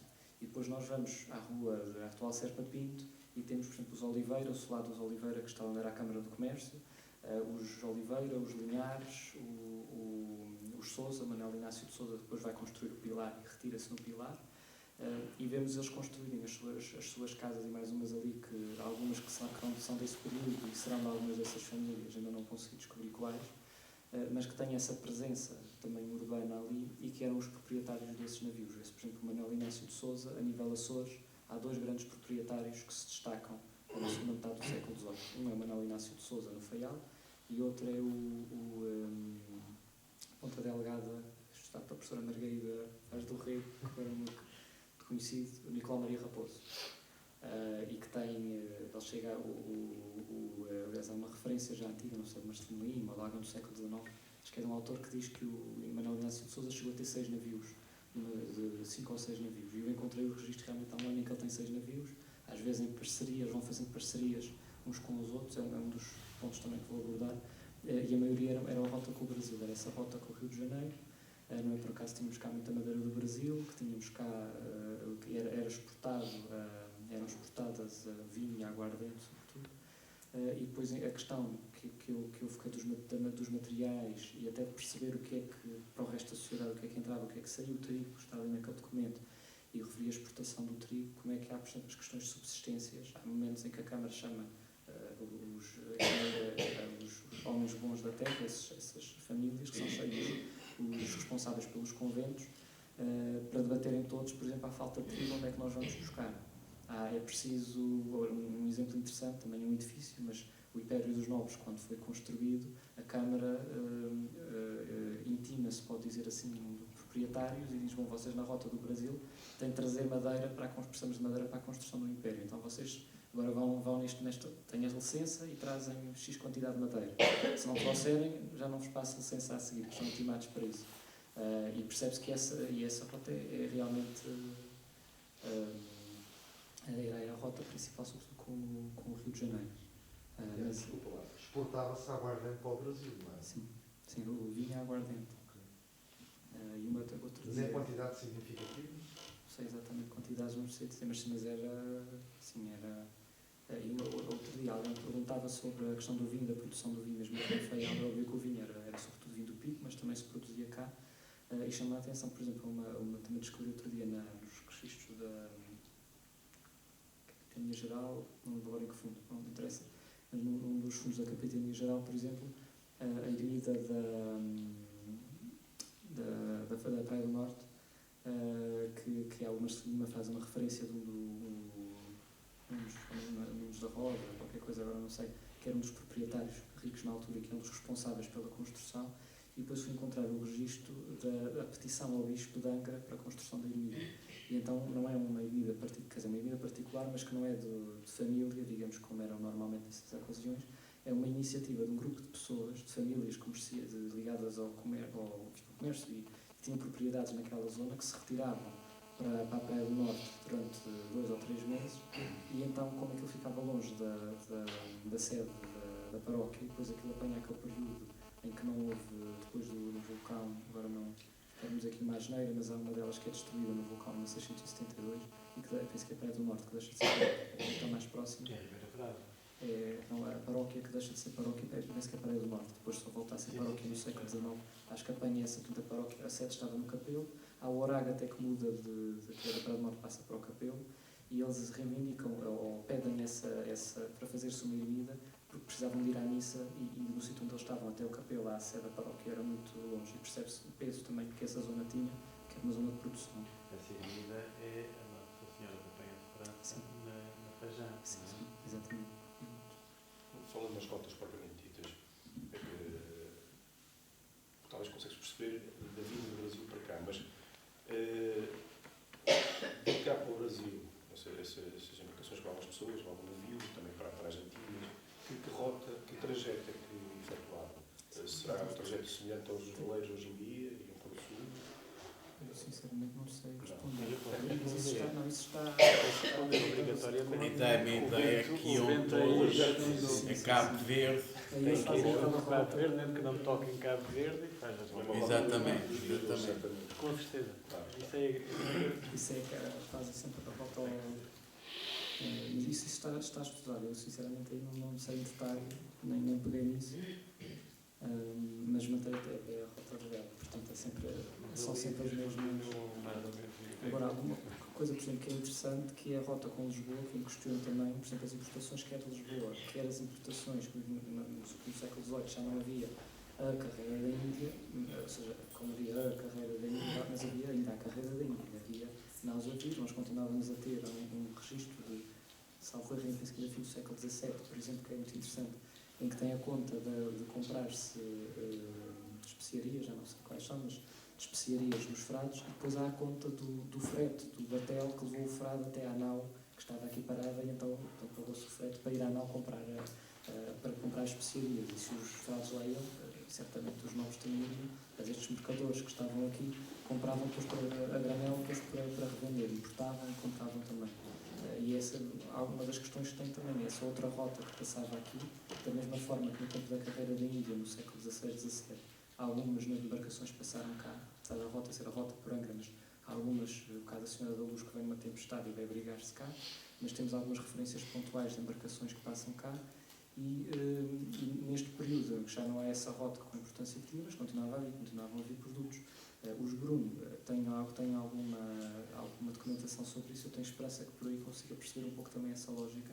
Por exemplo, quando vinham produtos, quando eles mandam vir produtos da Índia, que vinham para cá, e eu sei que, por exemplo, penso que é quando o António morre, aquilo as coisas dele todas, e ele também, ele perdeu pelo caminho e ficou ao lado do Cabo da Boa Esperança, mas as coisas vêm para Lisboa primeiro e depois de Lisboa é que vêm para cá. Eu suponho que isso esteja relacionado com esta questão de rotas e de... Apesar de que, corrija-me lá se eu estou enganado, na vinda para cá é que passa-se pelos Açores. A descida é feita junto à costa, mas essa viagem é feita para lá e depois de lá é que as coisas vêm para cá. Que também não sei... Pois, não sei, mas pode ter que ver com a embarcação, são tudo questões muito...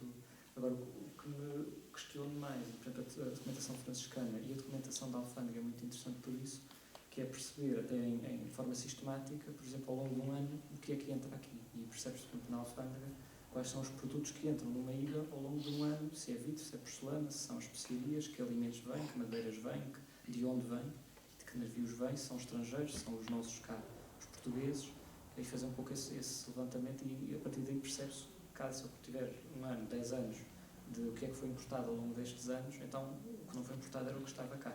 Um exemplo de local, para os franciscanos aparece-me recorrentemente contas de pescado, por exemplo, a questão da alimentação, pescado, carne de vaca, galinhas, às vezes aparece galinha ou vaca para os doentes, especiarias, depois pontualmente especiarias, açúcar, manteiga, ovos, imensas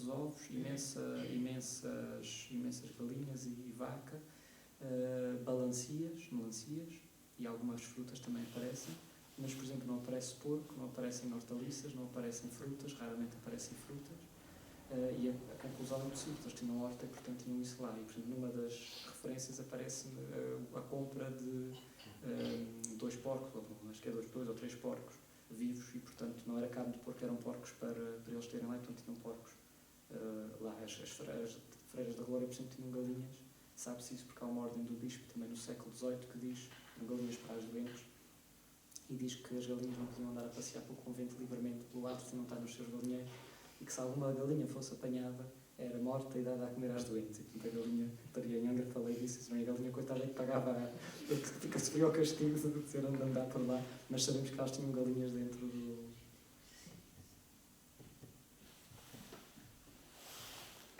Eu queria chamar a atenção de uma coisa que é realmente a importância da arquitetura aqui na cidade da Horta. De facto,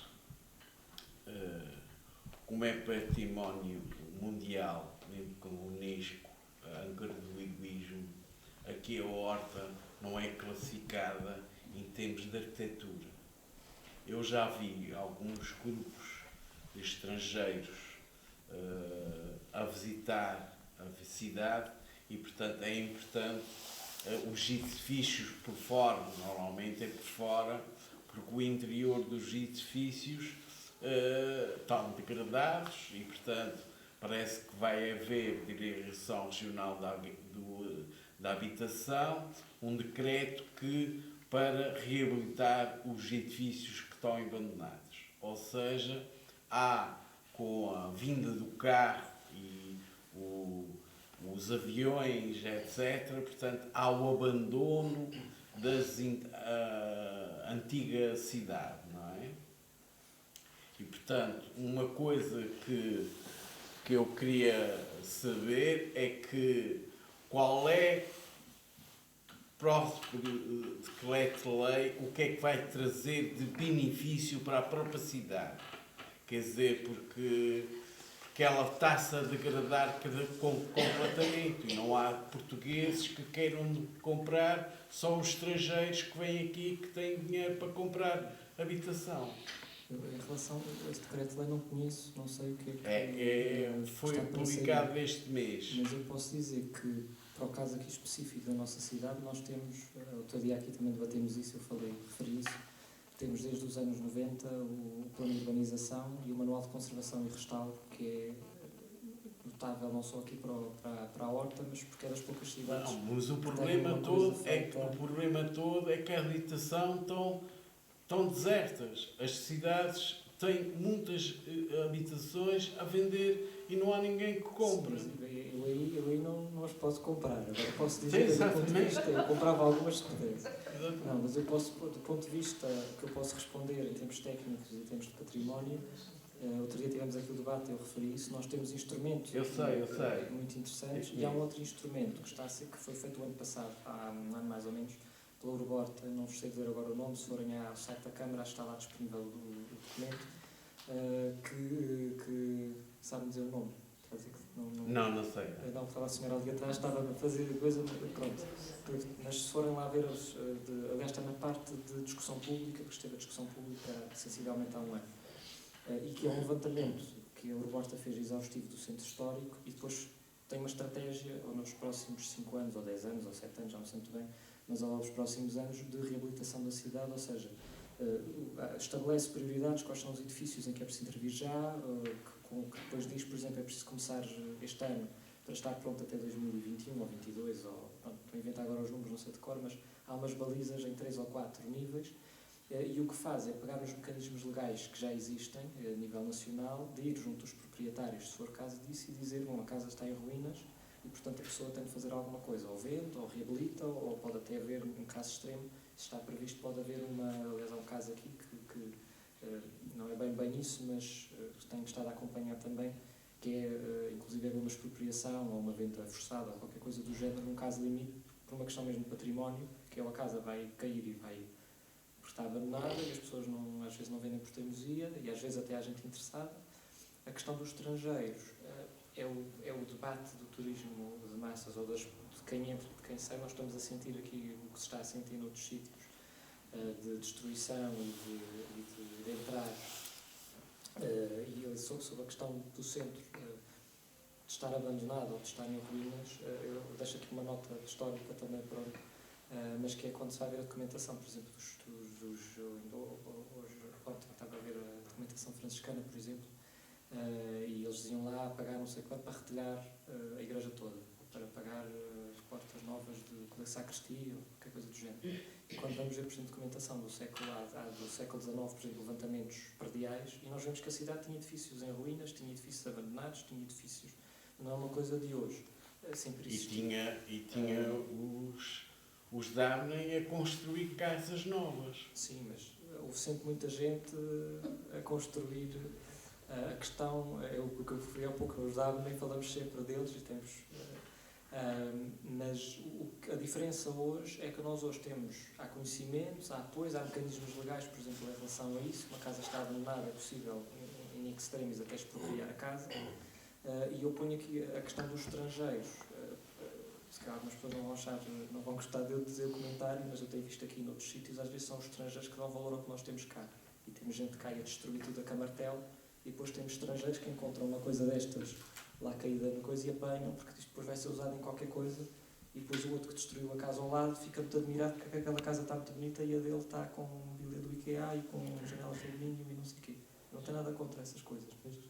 Mas e aquilo que os arquitetos me dizem sempre, que é preciso termos tudo moderno, é preciso termos as comunidades, as comodidades modernas, e, por exemplo, estou a acompanhar uma restauro também de uma casa que tem, no início do século XX, por exemplo, ainda tem retrete no quintal. É óbvio que ninguém vai hoje fazer, mesmo que ponha lá a sanita ou o tanque, não sei o quê, ninguém vai usar uma retrete na rua, não é? Mas ela está lá ainda. Há casa de banho já mais recente feita dentro da casa, há outras casas de banho que serão feitas, que terão de ser feitas, e que está lá, não sei se fica ou se vai ser retirada, mas ela ainda está lá. E o facto de ela estar lá uma coisa, sabem como é que é uma retrete? Uma de madeira pequenina no quintal, não é? Então, não preciso pôr o PowerPoint a mostrar a retrete, mas o facto da retrete... Era bom pôr os adubos. Assim, mas, por exemplo, o facto de estar ali, a retrete do físico, o espaço, pode até ser transformado numa estufa, numa coisa qualquer, numa compostagem, pronto. O facto daquilo estar ali conta a história da casa e não se vai usar mais a retrete ali, provavelmente nem vai ter já a sanita lá nem nada, ela não tem e não vão pôr de certeza. Mas está lá a casa, que nós sabemos que a casa bem que está lá foi feita moderna, e depois nós andamos à volta e temos a cisterna, temos no caso ali tem a cisterna, há o forno, a tafona, tem o espaço todo, tem vinha ainda, e portanto, conta a história toda e aquilo valoriza. Claro, isso é o valor histórico que está a pôr nessa casa. Quer dizer, se as retretes já não são na rua, alguma coisa mudou. Sim, quer dizer, mas isto fica como história de Eu pus o exemplo aqui da retrete para dizer ninguém vai usar hoje a retrete na rua, não é? Não se vai fazer uma casa ou restaurar uma casa e manter a... Quer dizer que não se possa manter, mas é uma coisa... O grande desafio, falou do património construído, e eu ponho isto, por exemplo, em relação à Igreja de São Francisco. Quinta-feira, que foi, nós hoje estamos a educar o dia dos monumentos e sítios, mas foi na quinta-feira passada, mas é a quinta-feira santa, é o primeiro dia útil a seguir. Nós fizemos na Antena 9, com a Santa Casa, uma conversa assim descontraída em torno dos 500 anos da Santa Casa e de São Francisco. E o grande desafio, por exemplo, ali conhece bem o caso ali da igreja, e é o desafio do Carmo, e é o desafio dos edifícios todos da cidade, que é, muda a função, no caso das casas é mais ou menos, é uma casa de moradia, portanto passa a ser moradia ou passa a ser outra coisa. No caso das igrejas é mais complicado, porque não se pode alterar tudo, ou então destrói-se tudo, mas a grande questão aqui de fundo é, mudando a função, como é que isso se mantém? E claro que tem de ser adaptado. A questão o exemplo da retreta é um exemplo, pronto, não é? Mas acho que é muito óbvio, às vezes a questão uns exemplos um bocado, não é absurdo porque é um exemplo concreto. Eu disse à pessoa, olha, não pode tirar daqui a retreta, que ainda por cima de madeira está já um bocado a apetrecer, não pode ter de restaurar a retreta. E ele disse, não, mas a retrete não vai sair daqui. A retrete, se calhar vamos pôr um bocadinho mais para o lado, depois é para pôr lá, arranjar o muro, mas a retrete fica, não vai ser, já estamos a pensar o que é que... O pensar não é, vamos tirar isto daqui para pôr outra coisa, o pensar é, agora o que é que nós vamos pôr dentro, usar enfim, a caixa, o que é que vamos pôr lá dentro, vai ser outra coisa, mas está lá, porque evoca essa memória. E muita, a questão dos espaços, em Angra há exemplos extraordinários de casas, que é pelo forno na cozinha, a maior parte das pessoas não vai usar nunca o forno, muito menos no dia-a-dia, mas está lá o forno, e isso valoriza imenso. Aqui outro dia também ali de conversarmos sobre aqui isto, a terminar a questão dos materiais, por exemplo. É realmente um pouco absurdo o que se fez e se faz ainda em alguns casos, que é, por exemplo, destruir o que há com os materiais locais, que não é só para dizer que é regional e que é local, mas por um lado é porque é local e é bom, não necessariamente, mas normalmente é, mas é bom não só porque é local e é bonito e que aquilo é madeira local, que isto é coisa, mas porque as coisas se adequam, não é por acaso que agora se fazem edifícios e, por exemplo, de mobílias e coisas que são importadas, depois desmancham, que depois estragam, depois, e as peças, mas o que é antigo é bom, não? O que é de qualidade. E claro que nos chega isto que está aqui, eu trago isto, estas, né, louça de barro e estes cacos de faiança, isto eram as peças, digamos, menos boas, não é? Isto também, obviamente, tem cacos, mas não está aí nenhum de porcelana, porque acho que está ali. Bom, mas isto, por exemplo, era uma peça das elites, não é? A maior parte das pessoas não tinha uma coisa destas em casa. Desta em específico, esta decoração, era... As casas nobres aqui, por exemplo, podiam ter chávenas destas, no século XVIII, no século XIX, algumas provavelmente ainda estão por aí. Agora, o que nos chega hoje são as coisas de qualidade, também havia coisas de menos qualidade e coisas efêmeras que vão desaparecendo. Mas, sobretudo, o que chega são, eu referi há pouco essa porta, a porta que já foi reciclada, já foi... Aquela porta dura não vou dizer que vai durar para a eternidade, mas se tomarem bem conta dela, ela tem de calhar 200 ou 200 e tal anos. As de São Francisco não há portas, que aquilo é uma coisa... Agora, é sempre a questão do uso. Nós termos, hoje, se calhar, não queríamos ter uma casa, ninguém quer ter uma casa, só temos eletricidade, ninguém quer ter uma casa com as portas todas fechadas, tudo em madeira, sem janelas, sem nada, porque não é... Agora, por exemplo, se forem em Angra, há imensos exemplos disso, e isso quando se cuna em Évora, em Guimarães, vê-se muitos casos desse género, que são montas de lojas, casas históricas, que têm ainda as grandes portas, como algumas que ainda temos cá, são portas de cima a baixo, maciças, em madeira, e o que fazem uma solução muito simples, que é abrir, o que acontece nas janelas de vidro. Aqui temos ainda exemplos disso. E aconteceu foi a mesma coisa, tínhamos a porta portada original, que estava dentro, a porta original fica aberta e depois por fora põe-se uma monta de vidro, mas a outra fica lá dentro. Está sempre aberta, está sempre encostada, mas está lá e vê-se. Estão as ferragens, estão exemplos fantásticos. Aqui também temos alguns, há poucos, mas também há alguns.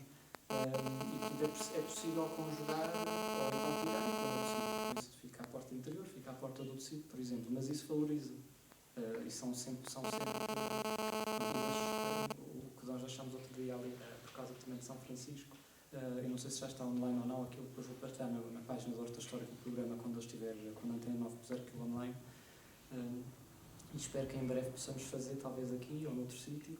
Sei que a porta aqui está sempre aberta uma conversa aí mais conversada, que é mesmo para as pessoas também participarem, sobretudo aí é fundamental, sobre São Francisco e respondendo a isto, ou procurando responder a isto, e é uma coisa que tem de ser feita com a comunidade. Eu deixando-se para lá por o pé sempre também a bater sempre nessa tecla, que é que o património é nosso, como o resto é da Santa Casa, as casas são particulares, mas o património é de todos, e portanto nós agora temos de sentar todos e perceber o que é que queremos fazer com aquilo. E isso passa por as questões de turismo, passa por ter uma estratégia que não existe em relação às outras questões de arte sacra, de património em geral, mas é importante isto, sentarmos todos, não ser eu a falar sozinho de preferência, eu vou dizer algumas coisas que já são importantes, mas as pessoas também participarem e perceber-se, agora podem começar já a pensar nisso, por exemplo, São Francisco, o que é que nós podemos fazer ali. Obrigado, Tiago. Primeiro, por despertar toda esta atenção aqui, não foi algo que não existia. É verdade que realmente deu aqui, ou esteve cá, a Nau da Prata. Já li assim o género de história, que era uma nave que veio carregada de prata aqui para o Faial, espanhola, e que depois num temporal terá dado ali, aqui no Porto, terá a ser destruída, e que a prata depois estava na alfândega. Isto é assim por alto, o que eu ouvi, que também não tem nada de concreto. Mas não sei, por isso é que te faço a pergunta se realmente haveria alguma coisa histórica nesse sentido. Eu vou fazer duas em uma para ficar despachado. Quanto aqui a obra do Porto, portanto, segundo constou aqui muito levemente pela sociedade, que teriam sido ali descobertas grandes preciosidades históricas. Porquê é que nós não temos conhecimento delas a fundo, ou saber, ou gozar delas, já que elas nos deram aqui à porta, ali até ali pronto, isso, agora fico por aqui. Essencialmente estas duas perguntas. A questão da prata, terão passado cá algumas, era uma rota que vinha em Angra e portanto terão passado cá. Isso por acaso não é estranho, que eu já vi qualquer referência a uma nau passar por cá, diz especificamente isso, mas as naus essa referência que me está a fazer será não é, mas faz-me lembrar a Senhora da Luz, que é que naufragou e houve esse processo todo de prata, não me diz nada, mas como eu digo, há os naufrágios aqui do Porto, o chamado naufrágio do Marfim. Sim, a impressão que é neste Porto daqui. O Horta B, o Horta C, o Horta B, não sei, mas são vários aqui, mas não há. Podia ser um desses que tivesse prata e depois tivesse sido resgatado, como no caso ali. Mas isso está todo estudado e não tenho ideia de ver o que é o Senhor da Luz, está todo comentado. Okay. Estes daqui não tenho referência sobre isso. A segunda questão, eu não posso responder, eu posso colocá-la e tenho-a colocado aos meus colegas que têm estado aqui a trabalhar nisto. Há um homónimo meu que se chama Tiago Silva, que está a fazer o doutoramento aqui sobre o Porto, e que de vez em quando recebemos correspondência um do outro e coisas do género, e vem-me perguntar, porque ele também está a trabalhar a horta no século XVIII, mas da perspectiva também das navegações, é tudo próximo, mas na perspectiva aqui da arqueologia náutica, porque esteve a trabalhar nas escavações aqui do Porto. E houve, não sei agora em que ano, em 2012, 13 talvez, acho que 2013, à volta disso, uma exposição que esteve aqui na Fábrica da Baleia e que depois esteve, salvo erro, em Angra, esteve em Lisboa, no Museu da Marinha, e não sei se foi mais algum sítio por aí circular, que era sobre os achados aqui no Porto, na altura que eles estavam a trabalhar, ou que tinham terminado, ou que a obra estava em curso, e foi feita essa exposição. Neste momento as peças estão à guarda do Museu da Horta. O ser mais importante é o marfim, tal, dito informalmente o naufrágio do marfim, estava carregado de presas de marfim. Há um carregamento muito grande que eu não sei se era do mesmo navio, de cachimbos em... o que é que se chama? Eu não me lembro, são cachimbos, parecem muito da pintura holandesa do século XVII e XVIII, uns cachimbos assim, muito fininhos, depois com não material branquinho, não brancos, aquilo tem uma agora. Caulilho, ou quando era assim, o som é mais ou menos caulilho ou coisa assim. Caulinho. Caulinho. E que há também uma quantidade grande, tiveram alguns ali expostos, depois há algumas coisas já do século XIX pontuais, há uma lanterna, há uma coisa da insulana que tem caído de bordo, alguém deixou cair para lá fora, talvez umas coisas pontuais, Mas há sobretudo esses dois, há algumas coisas da Senhora da Luz também, de Porto Pinho. E, por exemplo, o Senhora da Luz é um caso extraordinário. Quem estuda isto, porque há todo o processo, aí há pouca coisa da arqueologia, mas há o processo todo do resgate. E onde estão essas peças? Isso foi resgatado na altura. Há muito pouco, há um prato e há alguns vestígios que esses não sei se estarão aqui porque é mais antigo. Se estarão em Angra, se estarão cá. Os últimos daqui estão no museu, num depósito no Museu da Horta. E, teoricamente, eu lembro, por exemplo, se não estou em erro, em Vila Franca do Campo, onde várias escavações têm sido feitas lá, desde os anos 60, e, por exemplo, houve uma certa altura em que houve lá umas escavações, o património arqueológico é propriedade do Estado, neste caso da região, e espero não estar agora a dizer uma asneira, aquele livro lançado aqui agora há uns meses sobre a arqueologia nos Açores, o José Luís Neto conta essa história. Eu tenho memória muito má, depois quero dizer os pormenores, mas andará à volta disto. Houve achados que foram feitos numa determinada altura e foram para Ponta Delgada, para o museu, que é a alçada regional. E eles têm depois um museu municipal criado lá e que reivindicaram que aquilo devia ficar no concelho. Depois outros achados que foram feitos, uma parte das coisas acho que ficou sempre em Ponta Delgada, mas os achados que têm sido feitos têm ficado sempre lá no concelho. No caso aqui nós temos o museu que é regional, mas que está aqui portanto, temos as duas entidades da cultura, que é aqui a biblioteca e o museu. O museu, portanto, tem a tutela sobre esse tipo de peças, mas cabe à sociedade reivindicar que elas sejam mostradas e que sejam, quer dizer, cabe ao museu fazer isso. Se o museu não está a fazer, cabe temos que fazer barulho. reivindicar isso. Está-se a fazer, fez-se agora aquela exposição sobre agora não, há uns anos, mas agora as comemorações este ano do NC4 e aquela exposição que está feita, está o processo, não sei bem como é que anda assim para cá e para lá, mas o processo do núcleo do cabo submarino fez-se, desculpa pôr aqui o exemplo como mau exemplo, mas eu coloco da Casa Manuel da Riaga, gastaram-se 2 milhões ou o que foi a fazer aquilo, e mais a comprar o terreno e mais não sei o quê, e havia coisas muito mais urgentes aqui para fazer.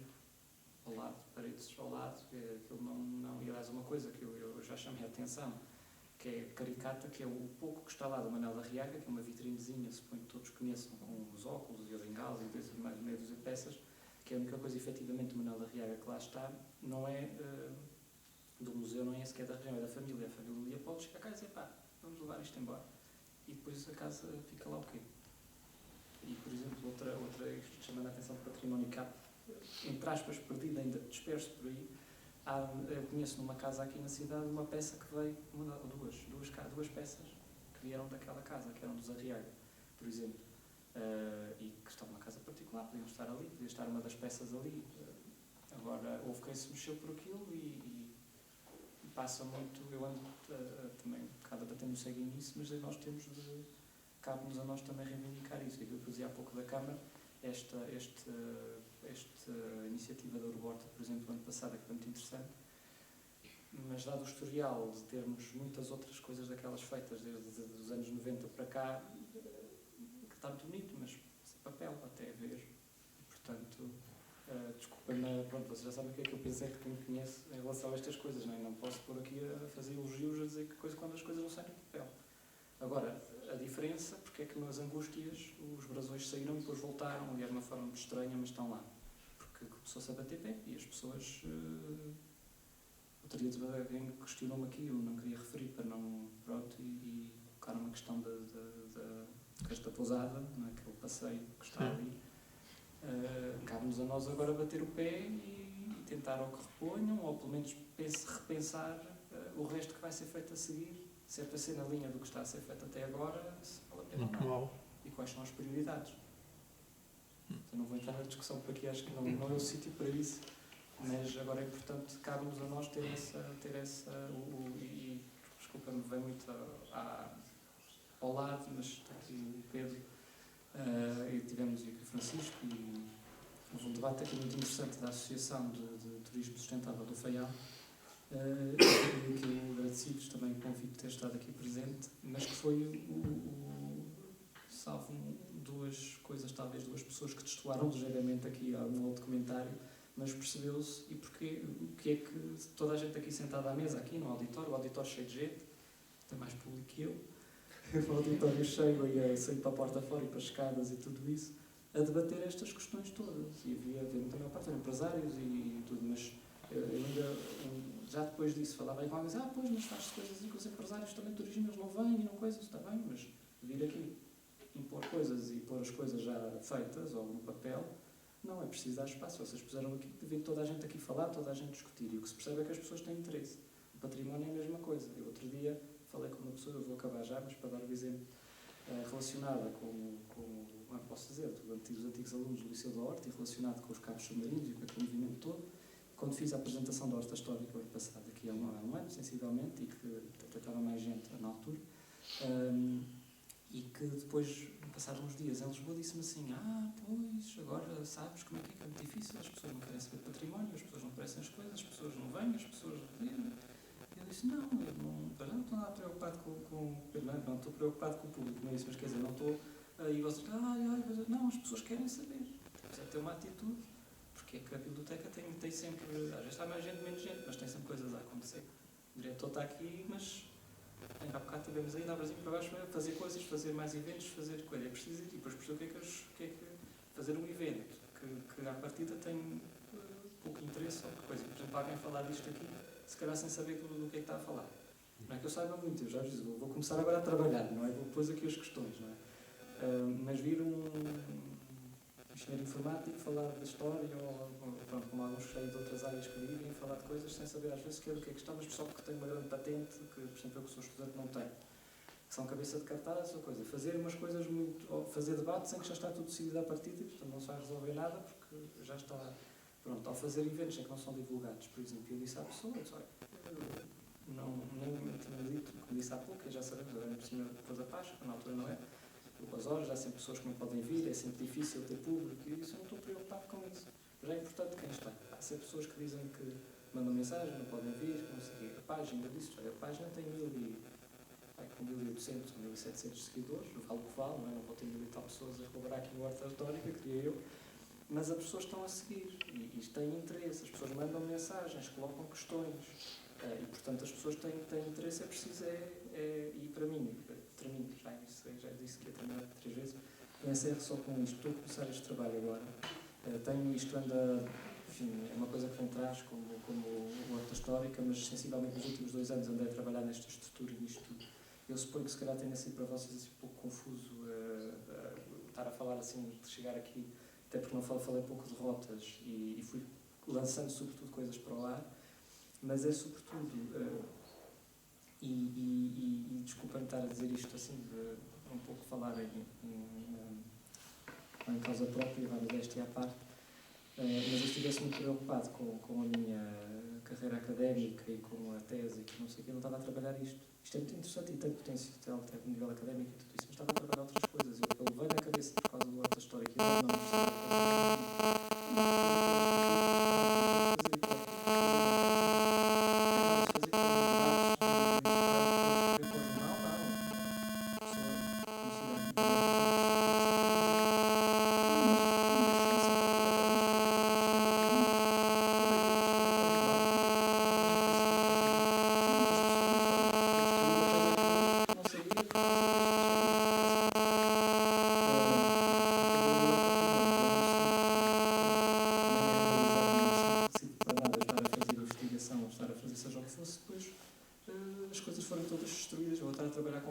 que já não existe.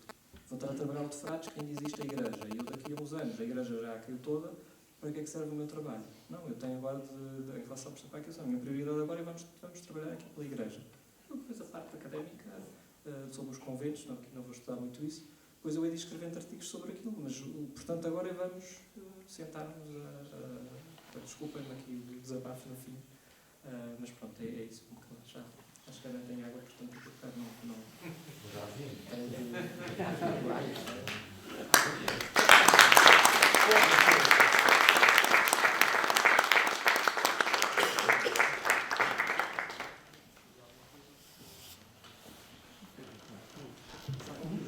Muito obrigado pela vossa presença. Aproveito a oportunidade para referir que este ano, lá para o último trimestre, vamos ter aqui uma exposição de arte sacra sobre a Igreja de São Francisco.